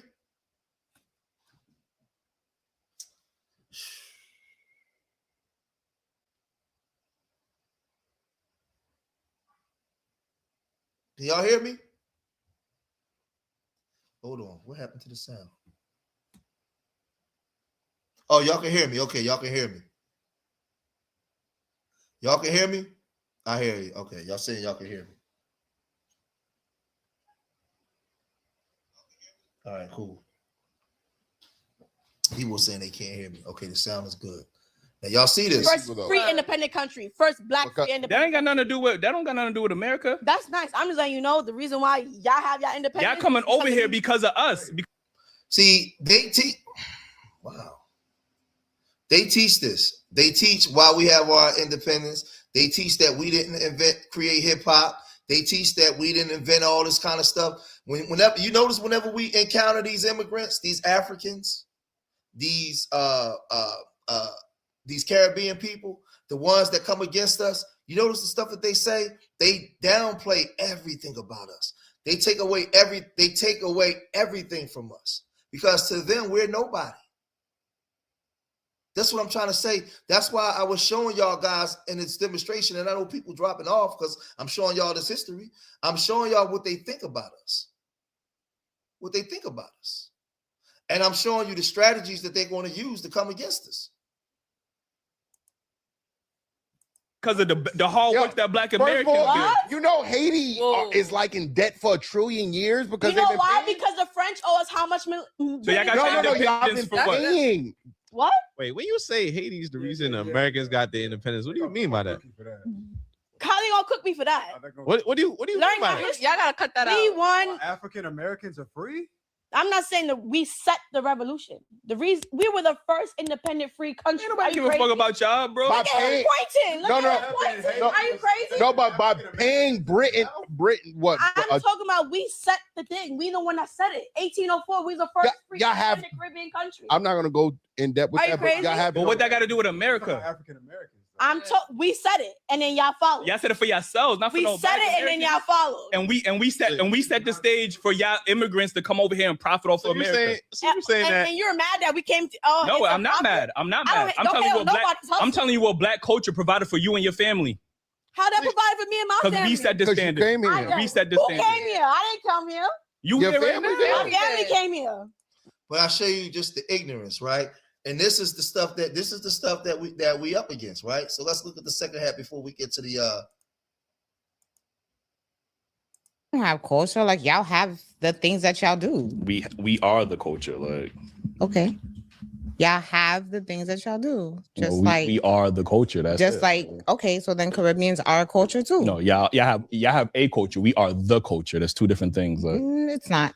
okay, all right. As a Caribbean person, But no, seriously, you took a Now, see, I can go all day. I can go in on this woman, right? But for what? I don't have to go in on this woman because I'm showing you guys the playbook of the way that they think. This is a young girl, right? Now she's making those statements, right? She's making those statements, but what house does she come up out of? Inside her house, what are they teaching her, right? When she went to school, what were they teaching her, right? See, what we're trying to do is self-identify and have an identity separate from groups. We're saying, yo, those are our cousins, but we have our own identity. They're saying, no, nigga, you part of us. Umar Johnson, the Democrats, you are inclusive. We are one family. They can come right here and they are allowed to get into your business and speak on your reparations. They're allowed to be your senators and governors and represent you because that's your people. That's what they're telling us. That's what they're telling us. We're saying, no, they can't. So what I'm saying is, when you hear a woman like this make this statement, what kind of house is she being raised in? When you see that young girl say, I need people with culture, what kind of house is she being raised in? And how do they view us? When you see a Umar Johnson talking the way that he's talking, why is he talking that way? This is where, for me, I know I run into trouble with my people because I'm showing you guys the thought process, and I'm not using the talking points. I'm not coming from that perspective. I'm coming from another angle. And this is what I'm saying.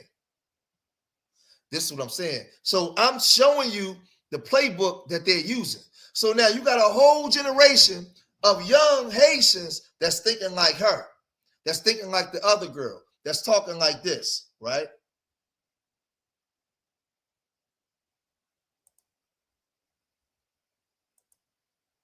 Story of you be ignorant talking like this young girl. No. I'm sorry. I can't do Americans. I need somebody with culture. I'm sorry. Black. I can't do Americans. I need somebody with culture. I'm sorry. Now, for me, I remember we're not dealing with emotions. It's easy to get upset with that and say, who the hell you think you talking to? And blase, blase, blah, but for what?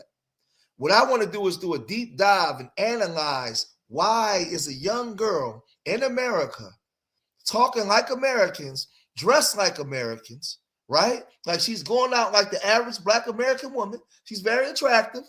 Why would she be sitting there comfortable? Listen to what I'm saying, y'all. Hold on, because I want y'all to just see me for a minute.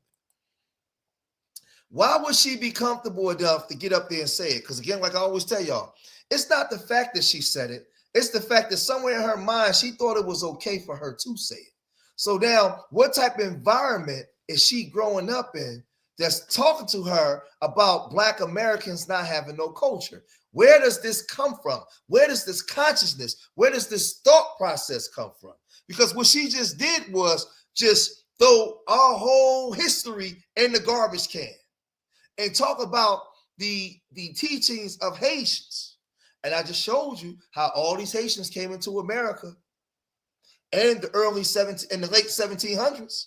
I'm showing you where the thought process of them come from. I'm showing you when you open your eyes and you look and you see in our arguments, we have all these tethers now speaking for us. Stephen A. Smith, that lady from the Congo with the African lady that was on the news. You have all these tethers speaking for us. Why are they in those positions? They're in those positions because the Black clergy and the Black power structure agrees with this stuff that I'm telling you. We disagree. But when they agree with this, they're producing a generation of children from the Caribbean that come here and talk like this. They don't honor or respect our culture because they're told that, man, them people are you. So all they do is walk right in and step on any of your accomplishments. They don't respect none of that. They don't respect your reparations. They don't respect nothing. This is why they talk this way. So I'm showing you their mindset. You're being taught two different things. Coming from the Pan-African community, I always knew that, they started the South Carolina colonies with people from Barbados via Africa, based off of what they teach. So now when you say, I'm not African, I'm indigenous, you're going to have to be able to prove it. Because based off the paperwork of the American scholastic system, they don't agree with you.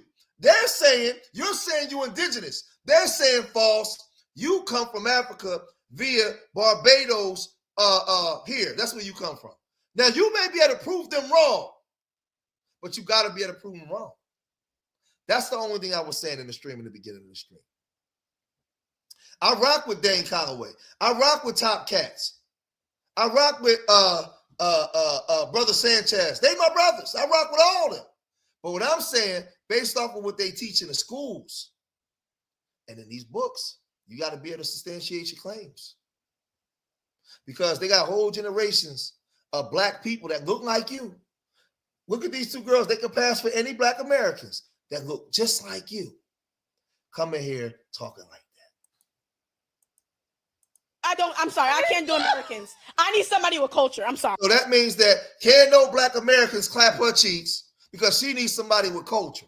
So can you imagine any one of these two girls, right, growing up 10, 15 years from now and maybe becoming the mayor of a city and the way that they view black Americans? But I'm asking again, where does this thought process come from? Like this young girl. No. I'm sorry. I can't do Americans. I need somebody with culture. I'm sorry. Black Americans got culture. Americans got culture. I need somebody with some culture. Americans don't have culture. I got culture. We got the culture. We are the culture. Who the culture? We are the culture. Globally, they know about. But think about it though. Why does she think it was okay to say that? Well, let's go back down here to this girl here. Like, Okay. Y'all have the things that y'all do. Just we are the culture. That's just it. like, okay, so then Caribbeans are a culture too. No, y'all have a culture. We are the culture. That's two different things. It's not. Okay, all right. As a Caribbean person, But no, seriously, you took offense, and I apologize. I see your nose flaring up, and I really don't want you to be upset. Like, I genuinely apologize. I'm sorry. I mean, I ain't about to. We ain't about to fight or nothing. I'm just like, yo, but this is I see crazy. that you're upset, so I really want you. I felt like you was only comfortable because maybe you thought everybody in here was Caribbean, and you thought they was they is black dirty and like, you know what I'm saying, like. Not at all. I talk about Haitians. What'd you say about Haitians? Run from them. Well, she like don't. That's all I'm saying. Like, This I'm not like Haitians as well. Nah, but that ain't the same. What is your reasoning for saying that? Like, I just have bad experiences. That's all. Okay, relationship wise, not just relationships, just in general. In general, so that's why I say that. But I apologize. But you can't go around saying that. I apologize. Sorry for having. Now I'm trying to figure out you and your Caribbean friends. Y'all be talking like this, don't y'all? Yeah. No. Yes, I promise you, y'all probably be talking about it. I promise. Black Americans, they dirty. Them niggas, y'all crazy. Like, even I am just a very expressive person. Like I don't have a filter, so I apologize. You don't have a filter. I didn't mean it.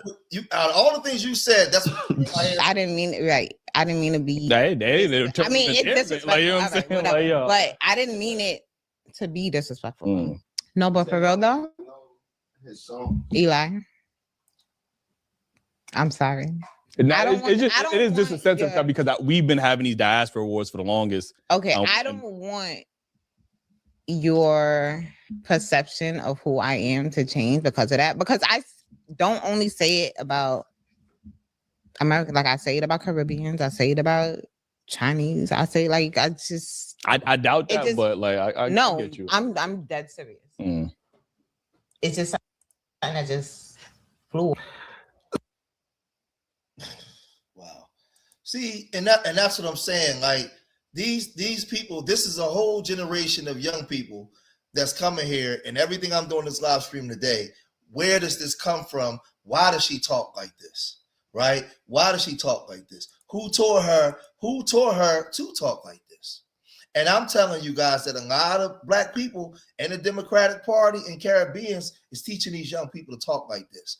And this is why they don't see, a lot of them, they don't even know our story. They don't know who we are. They don't know what we've been through, right? You got all these black people that's supported by the black clergy and black Democrats, right, that are not FBA, that's coming here and they don't honor or respect our story at all. And their children are talking like this. That's why you have it. But let's segue, because we almost 2 hours. Let's segue over into the Evanston, Illinois, and reparations. I want you guys to see this. Everybody that stayed around, we got 800 people in the room. Let's segue into this, man, because this is important. Put a 1 in the chat if you read the story of Evanston, Illinois. Put a 1 in the chat if you read the story of Evanston, Illinois. Before I start. Right, it's the source that's teaching them. Right, it's a mindset. Put a 1 in the chat right now if you read the story of Evanston. Right, put a 2 if you didn't. Right, put a 1 in the chat if you read the story of Evanston. Put a 2 if you didn't. Right, so let's get off into this Evanston, Illinois reparations story. Reparations program. It's a program that residents like 87-year-old Dolores Holmes say is righting historic wrongs. We bought this house in 1961. You know, we couldn't get a mortgage because the banks wouldn't give you mortgages. The banks wouldn't loan you money. Why? Because you're black. What else? What else? You have jobs. You're working. You could pay it. Decades ago, like many Black people, Holmes says she and her family were pressured and limited to buying property in the city's 5th Ward. It was a crowded, segregated neighborhood with less valuable land than areas on the shores of Lake Michigan. And banks often refused to loan money to Black families like hers. Today, nationwide, just 45% of Black Americans own their homes, compared with 74% of white Americans, according to the U.S. Census Bureau. When you think about what could have been, what comes to mind? Well, the first thing is I would have loved to own this whole block instead of having someone who didn't even live in our community who bought it, developed it. Why couldn't we have done that? But that dream was stopped. Absolutely. You think it's because of racism? Absolutely. Since 2021, 193 Black residents of the city have received a one-time $25,000 reparations payment. Evanston is now preparing to defend that program in court. The conservative group Judicial Watch is suing the city on behalf of 6 non-Black residents. They argue the program is unconstitutional because it excludes people based on race. They're using race discrimination to stop the generalized effects of race discrimination in the past. And that's not the way to do it. It generates division, resentment, and it's unlawful. And what's the best way to do it then? The best way to do it is to stop race discrimination, treat people according to their merit, enforce a colorblind constitution. So this is what happens when you're dealing with jackals and devils. Now, you heard what he said, right? The best way to do it is to stop racism, treat people according to their merit. The question I would have asked him, but she's not there. She's being emotional. She's angry. You see her face? No, what she should have did was stay real calm and said, well, who are these people that's going to judge people based off their merit, knowing the historical racism of America? Who are these people as Black people we can trust? How can we trust you? Who are you to trust in America as Black people? You guys have never went and sat on the couch and been psychologically evaluated to prove that you guys are able to make judgment based off of merit. Who are these people that are on these panels? Is there inclusive agreement, right? Has there been any recompense made to make these people whole before we do things based on a merit base? Because you're using new talking points for something that happened 100 years ago. But see, she was incensed and livid because she got this Beelzebubian up here speaking, and he's just being himself, right? He's being a Damien, a 666 omen, right? That's just who he is.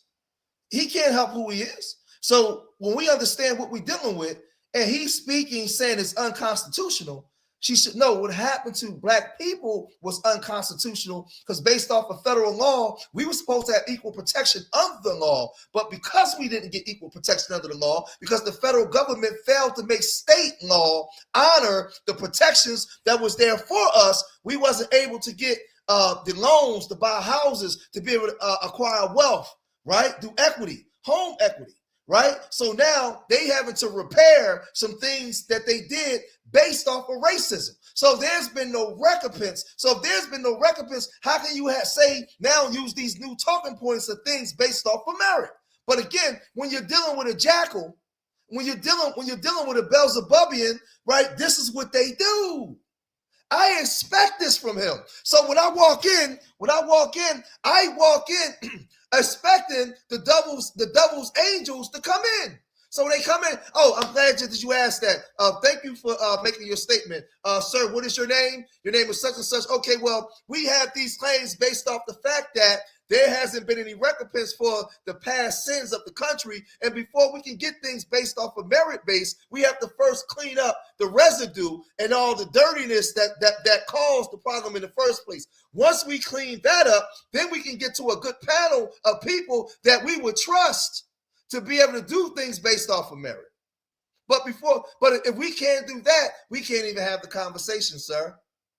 See, Dr. Nellie Fuller taught us, don't operate in anger or frustration, because we already know who these people are. And to them, you are people that don't deserve anything. You should just be happy that you're in America. Because if it wasn't, this is what they teach. If it wasn't for them, you'd be swinging on trees, eating bananas somewhere in Africa. This is what they say about us. So at this point, what more could he say or do? What more could they say or do to make you upset? So let's listen to what he's saying. Look at her face. Look at her face. Wrong person to be up there. Wrong strategy. Far too emotional. He knows that. He senses that you're emotional. And he knows that you're not going to ask the right questions. He knows that you're not going to put him on the spot the right way. Let me say something to trigger her. Effects of race discrimination in the past. And that's not what... They argue the program is unconstitutional because it excludes people based on race. They're using race discrimination to stop the generalized effects of race discrimination in the past. And that's not the way to do it. It generates division, resentment, and it's unlawful. And what's the best way to do it then? The best way to do it is to stop race discrimination, treat people according to their merit. She should have stopped him right there. He said it generates division. And I would have asked him, sir, could you explain when the division has stopped? When have we been able to have an all-inclusive society where blacks and whites have been able to live in harmony in these societies without fear of racism? I would have put him on the spot and I'd have been very calm. Whatever his name is, I'd have called him Mr. Such and such. Could you please elaborate more on the things that you would say would be based off of racism and why? And based off of what you're saying now on a merit system, what has America shown that America is ready to have people's qualifications based off their merit? And who would be the people judging this, sir? See, very calm. Because, see, they don't expect you to come out and speak in that way. They expect you to do exactly what she did. Look. Enforce a colorblind constitution. Judicial Watch told us the families they're representing are not doing interviews. Hopefully this lawsuit and the issues that we're raising here will give pause to others who are pursuing reparations programs and trying to develop them elsewhere. We must be as targeted in the redress as we were in the oppression and in the discrimination. Former Evanston Alderman Robert Ruth Simmons chairs Evanston's Reparations Committee. We also feel very confident of the constitutionality of our initiative. What's your reaction to the lawsuit now trying to stop the reparations program in the city? My reaction is this is a bunch of crap. They were not put into one particular part of a community. So they don't even have the experience. So they have no idea what this means. Harm has been acknowledged. But then as quick as it's been acknowledged, you have another group saying, no. You don't deserve that. They don't deserve it either. As the case plays out in court, Dolores' daughter Kimberly and grandson Nico plan to use their reparations payments to make Dolores' dream a reality. So you guys already know that. Now hold on. Let's go before I read what they want to do. Let's go into the second part real quick.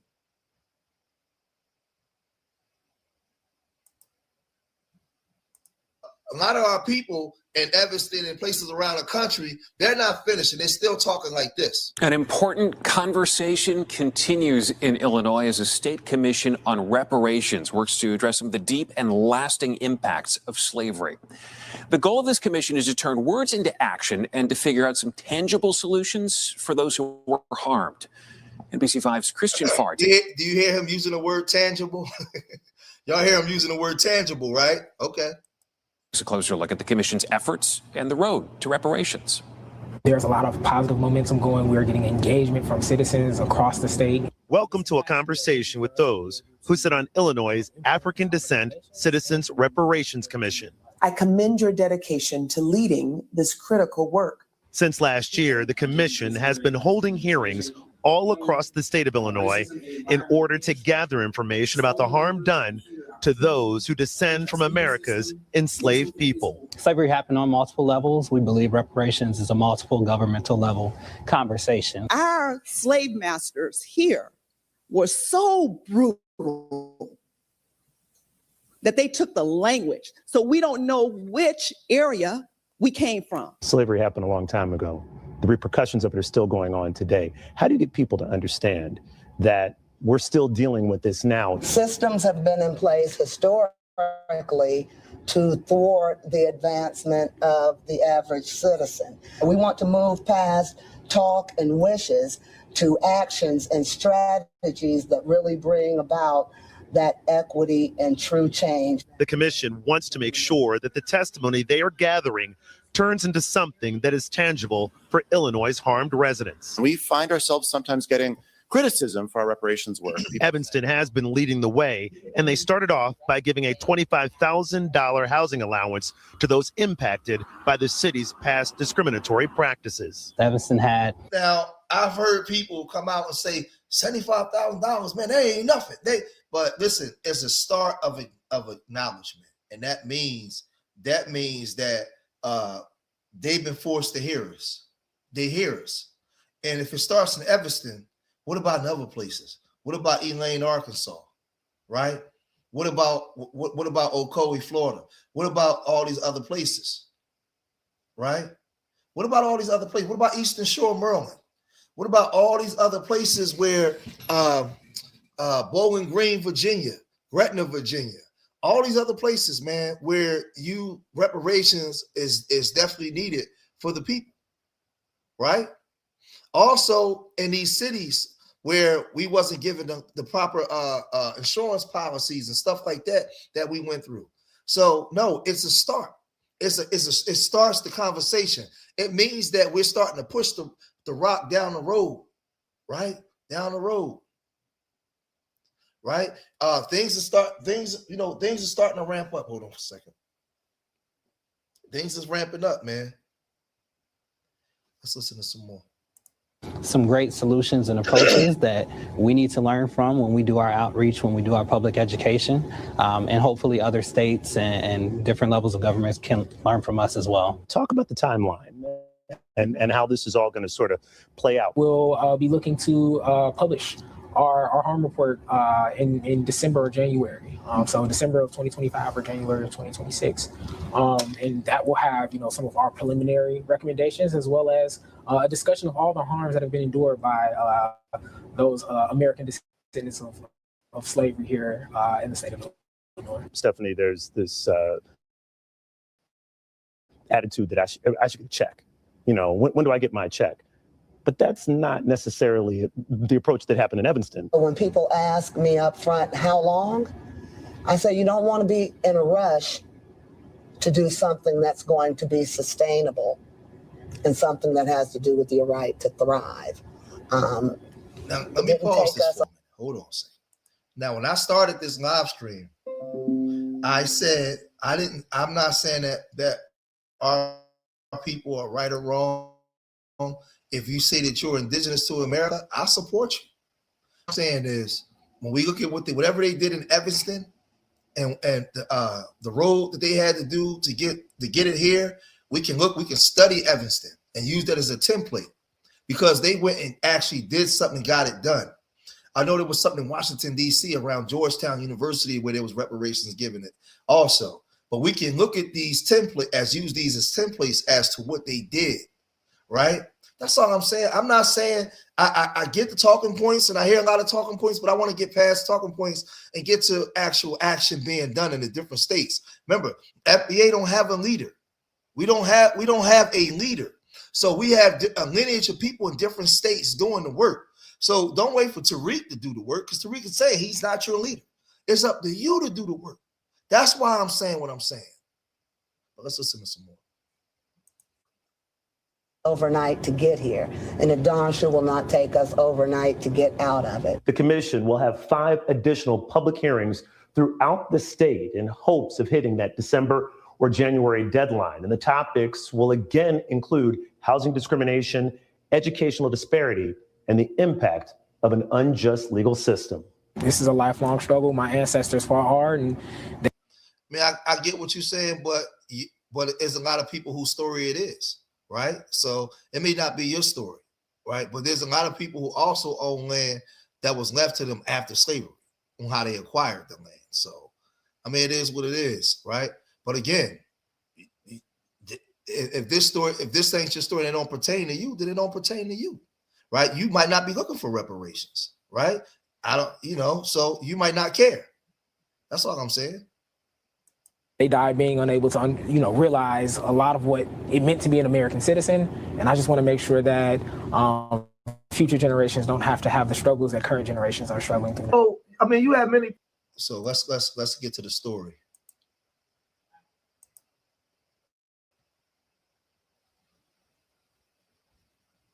Oh, what happened? Wait a minute. Okay. Illinois City Reparations Plan is misguided, divisive, and likely unconstitutional. This year, Evanston, Illinois will spend $25,000 in payments to 44 Black residents and descendants of Black residents who lived in the city between 1919 and 1969. Right? Evanston, Illinois made history in 2021 by enacting the country's first race-based reparations plan for past housing discrimination against Black residents. Since the program began, the city has issued about 40 payments each year to qualified residents. Last year, the city issued 45. This time around, the number is 44 for a total of about $4 million. Yet, regardless of how many checks Evanston sends out, the effects will be, at best, merely symbolic. At worst, it is muddled, confused, and likely illegal. This year, Evanston will send 25,000 payments to 44 Black residents and descendants of Black residents who lived in the city between 1919 and 1969. The program funded primarily through a city's real estate tax, transfer tax. It is intended to address the legacy of housing discrimination in Evanston, a city that, like much of the nation, enforced restrictive covenants and other barriers that prevented Black residents from buying homes. While rooted in a desire to correct past wrongs, the plans raise significant constitutional, practical, and moral concerns. Now, how would it raise constitutional concerns when we know that we had laws on the books that was there that was supposed to protect us from these things not happening, but they happened despite, right? At its core, the Evanston program is a race-specific, providing benefits solely to Black residents who meet narrow historical criteria. This raises an obvious legal question. Can the government dole out money based on race? Ooh, see how they play? See how they play? Based on race. They did things to us based on race, right? Look at the numbers drop when we teach this stuff. Based on race, right? Based on race. Hold on. Based on critics have already flagged the program as constitutionally questionable under the Equal Protection Clause. Whoa, think about this, y'all. They're using information, man. They're using the Equal Protection Clause against us when it was equal protection that was supposed to protect us from this happening in the first place. Hold on, y'all. Listen. They're using the Equal Protection Clause. They're invoking the Equal Protection Clause on this when it was the Equal Protection Clause that was supposed to protect us to prevent this from happening in the first place. So when I tell you, you dealing with jackals, you dealing with Beelzebubians, you dealing with people that need to stop saying 25K ain't enough. Listen to what I'm saying to y'all when y'all say that. We know that 25K ain't enough. That's not the issue. The issue is an acknowledgement, is a start of something. It's a start of something that ain't happened. First of all, 25K is way more than what we was getting because we wasn't getting nothing. Squat high. We wasn't even getting noticed. You got reparations claims that's been on Congress floor for 60, 70 years. Thaddeus Stevenson reparations claim is still there from the 1800s. So no, it's an acknowledgement of moving the goalpost, moving the ball forward down the line, man. Come on, y'all. We got to do better than that. We know that it's not enough, but it's more. It's more than what the hell they was given. It's an acknowledgement. It's an acknowledgement. It's letting you know that you're being heard. That you're being heard. Beyond legality, there is a broader question about fairness. The program compensates some individuals while excluding others who face equal or even greater financial need. No, this ain't about the now. It's about what you did in the past. See what they're doing, and if you allow them to come in and run interference, they'll do it. Because these amendments, the 14th Amendment, didn't protect you. Didn't protect you. Wealthier Black residents in Evanston received the same payments as those struggling economically, while low-income residents in other races received nothing. Isn't a poor white person more in need of money? No, because you didn't experience what these people experience. Get the hell out the way and shut up. How about that? How about that? The structure of the program is also confused while Evanston payments. See, they always going to say that the structure, they don't understand. Anything that's supposed to be for you, they're not going to understand it. It's going to be a problem, right? The structure of the program is also confused while Evanston payments are framed around historical housing discrimination between 1919 and 1969. This period does not capture the full scope of systematic racial inequalities. Restrictive housing practices existed both before and after that window. Yet the city has drawn an arbitrary line, oversimplifying a complex history into a single snapshot. Now, I'm going to tell you what they're doing when they say that. What they're doing is, as long as you keep allowing it to be investigated, nothing will never come to the table. We know that it's long before that. We know that you jackals owe way more than that. You jackals got a bunch of cold cases of people you unalived as well, right?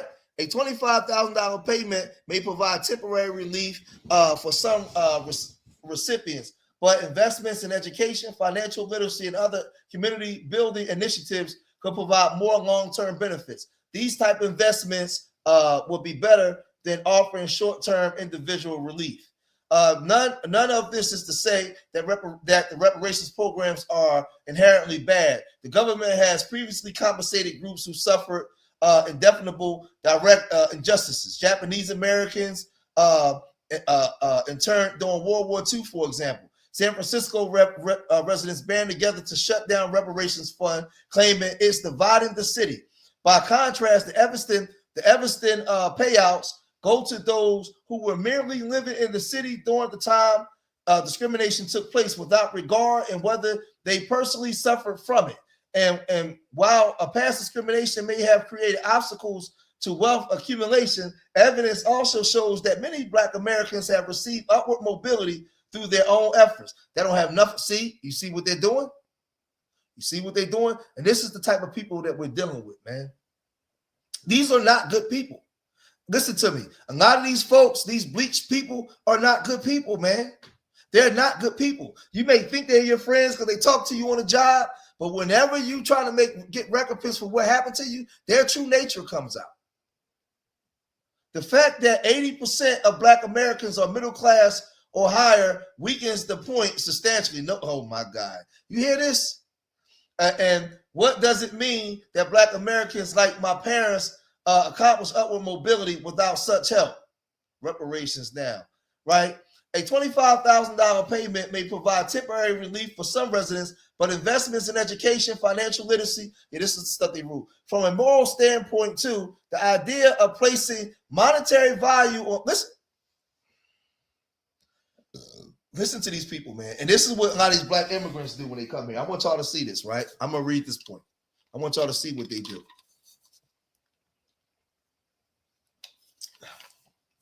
From a moral standpoint, too, the idea of placing a monetary value on past suffering is inherently insulting. See? No sum of money can undo decades of harm caused by segregation reparations when narrowly tailored as cash payments appear performative. This reparations program and the idea of reparations generally ignores the realities. No, it's not. See, whenever they use those talking points, like I said, I've been in these spaces a very long time. That's black people placating to the Republican side and trying to kiss the butts of W folks. That's what they're doing. We know what should be there and what should be owed.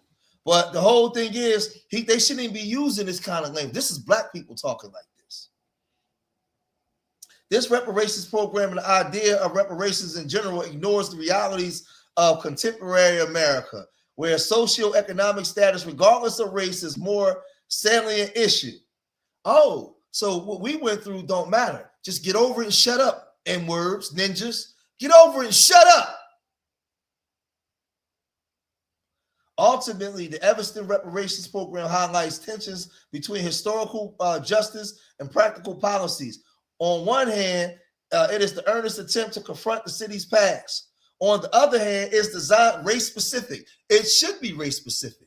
Everything y'all do here is race-specific. Administratively narrow, the cash flow focus. I only got to keep reading this, man. I only got to keep reading this, right?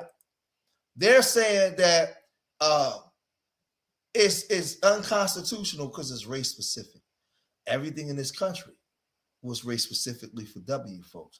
The argument that they're making is race specific because they're saying that white people are not included. So their whole argument is race specific. They see what I'm saying to you guys is this, right? They know that there's been a wrong done.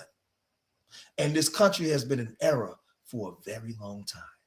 They are well aware of it, but they don't care anything about what happened to you or your people. They're telling you to shut up and get over it. Shut up and move on. This is what they're telling you. And they have no care for you. And they import these immigrants that come here that's just happy to be in America. And their reparations is just being in America. And they're telling you that you are lazy. They're telling you that you are ungrateful. We heard what Byron Donald said with he's sniffing that W cooch every night. He happy he got some W cooch. He's just happy that the W man allowed him to wear a suit and come and serve dinner at their meetings and stuff like that. He's happy. Jesse Lee Peterson, they're happy. All these people are happy to have a seat in the corner.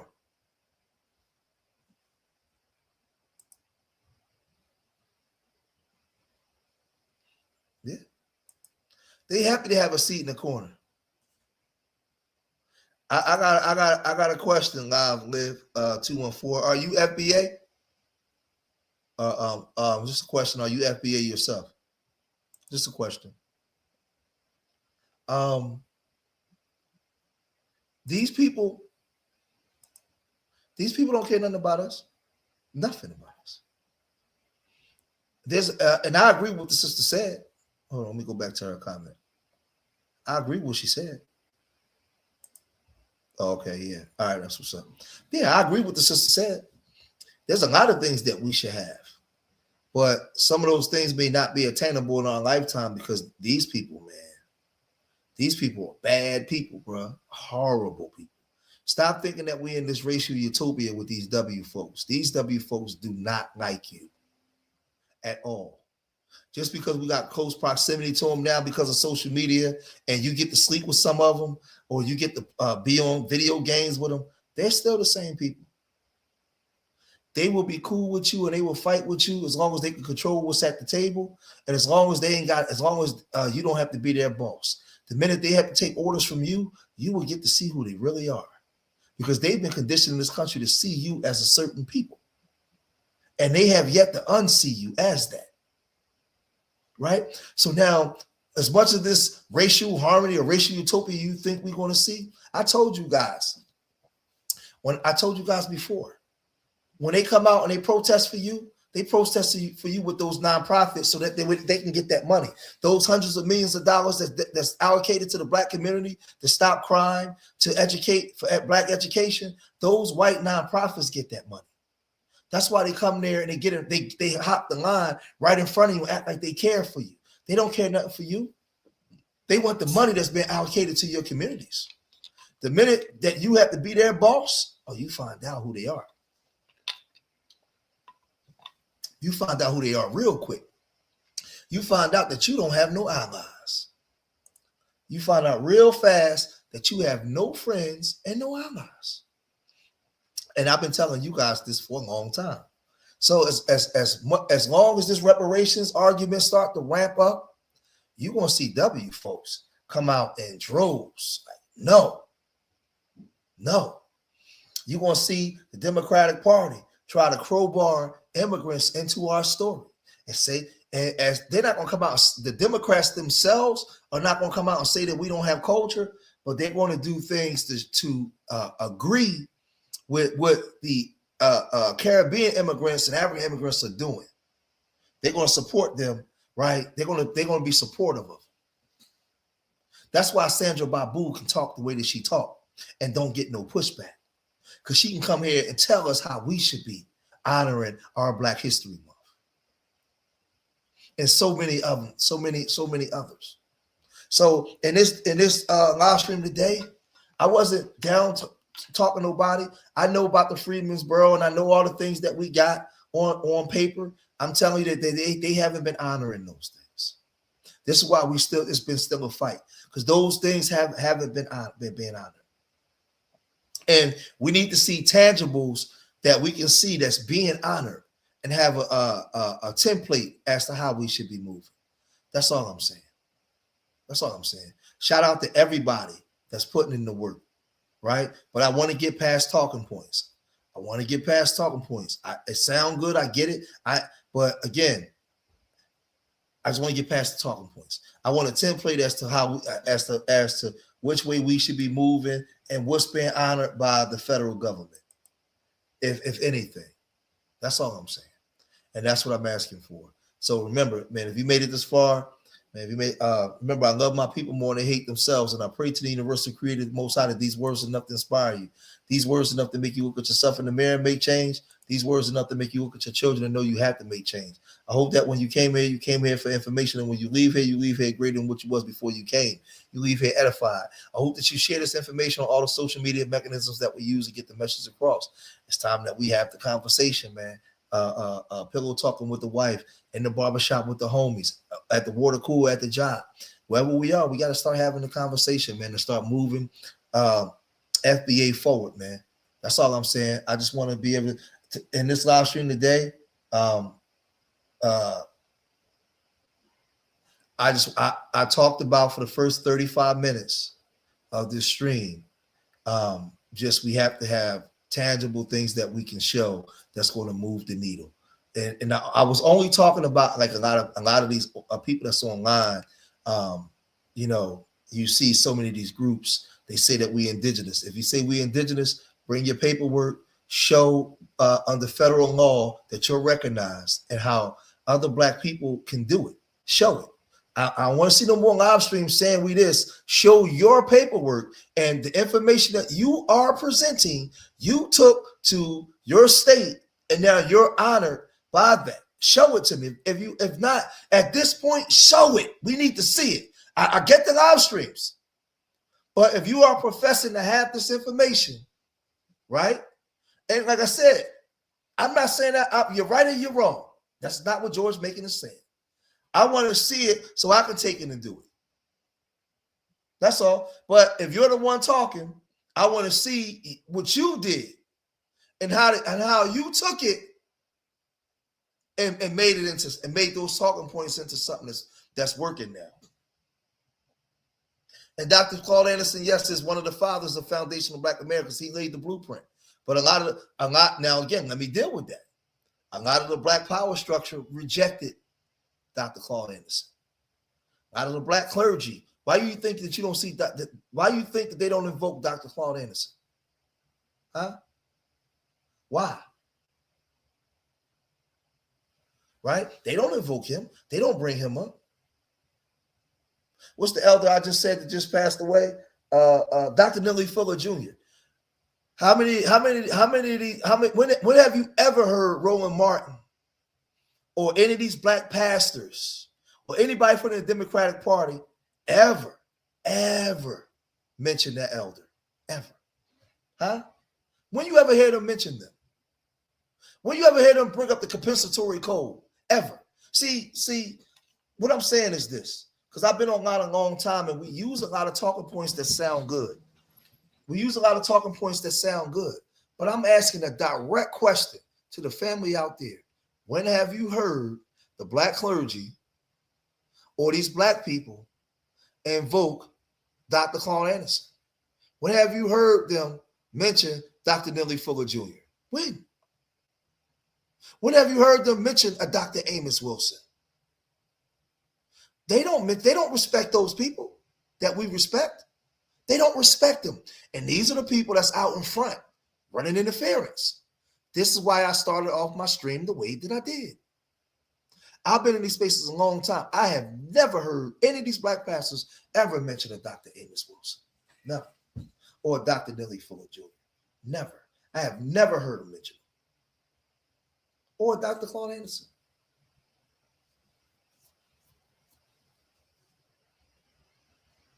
Yes, I agree, my brother. Change is coming. But all I'm saying is, a lot of the talking points that we use, we gotta turn them into something in our respective states, because FBA is not a group, it's a lineage. So what you're doing in North Carolina may be different in Virginia. And we got to be able to show and prove what we are doing. That's all I'm saying. It's not what top cats might be doing in Texas may be different in Virginia because the laws are different. So you got to be able to show and prove. You say you indigenous, show me how you prove you was indigenous in Virginia and how you got it on the federal books where they're honoring your claims. Teach me, show me so I can bring you onto the channel. We can interview and we can show the people. That's all I'm asking. So let me get out of here, man. We're 2.5 hours in. Anybody, I don't want nobody to come up and say, hey, I got this. No, show me what you did that you took to your State Department or the federal government and you have it honored now in your respective city. That's the only thing that I'm asking. Right. That's the only thing I'm asking, right? So shout out to everybody. My next live stream, maybe what's the day? Monday, maybe Thursday. All right. Shout out to everybody that stayed in the room. We was able to keep 2.5 hours. We still got 600 something people in the room. Man, we making moves and strides. Man, if y'all want to donate to Urban Nerds, you can donate right there through PayPal, Venmo, or Cash App. We raising money for our bus. All right. Raising money for our bus to go to the African American Smithsonian Museum. All right. So remember, I love y'all. Till the next time. Peace.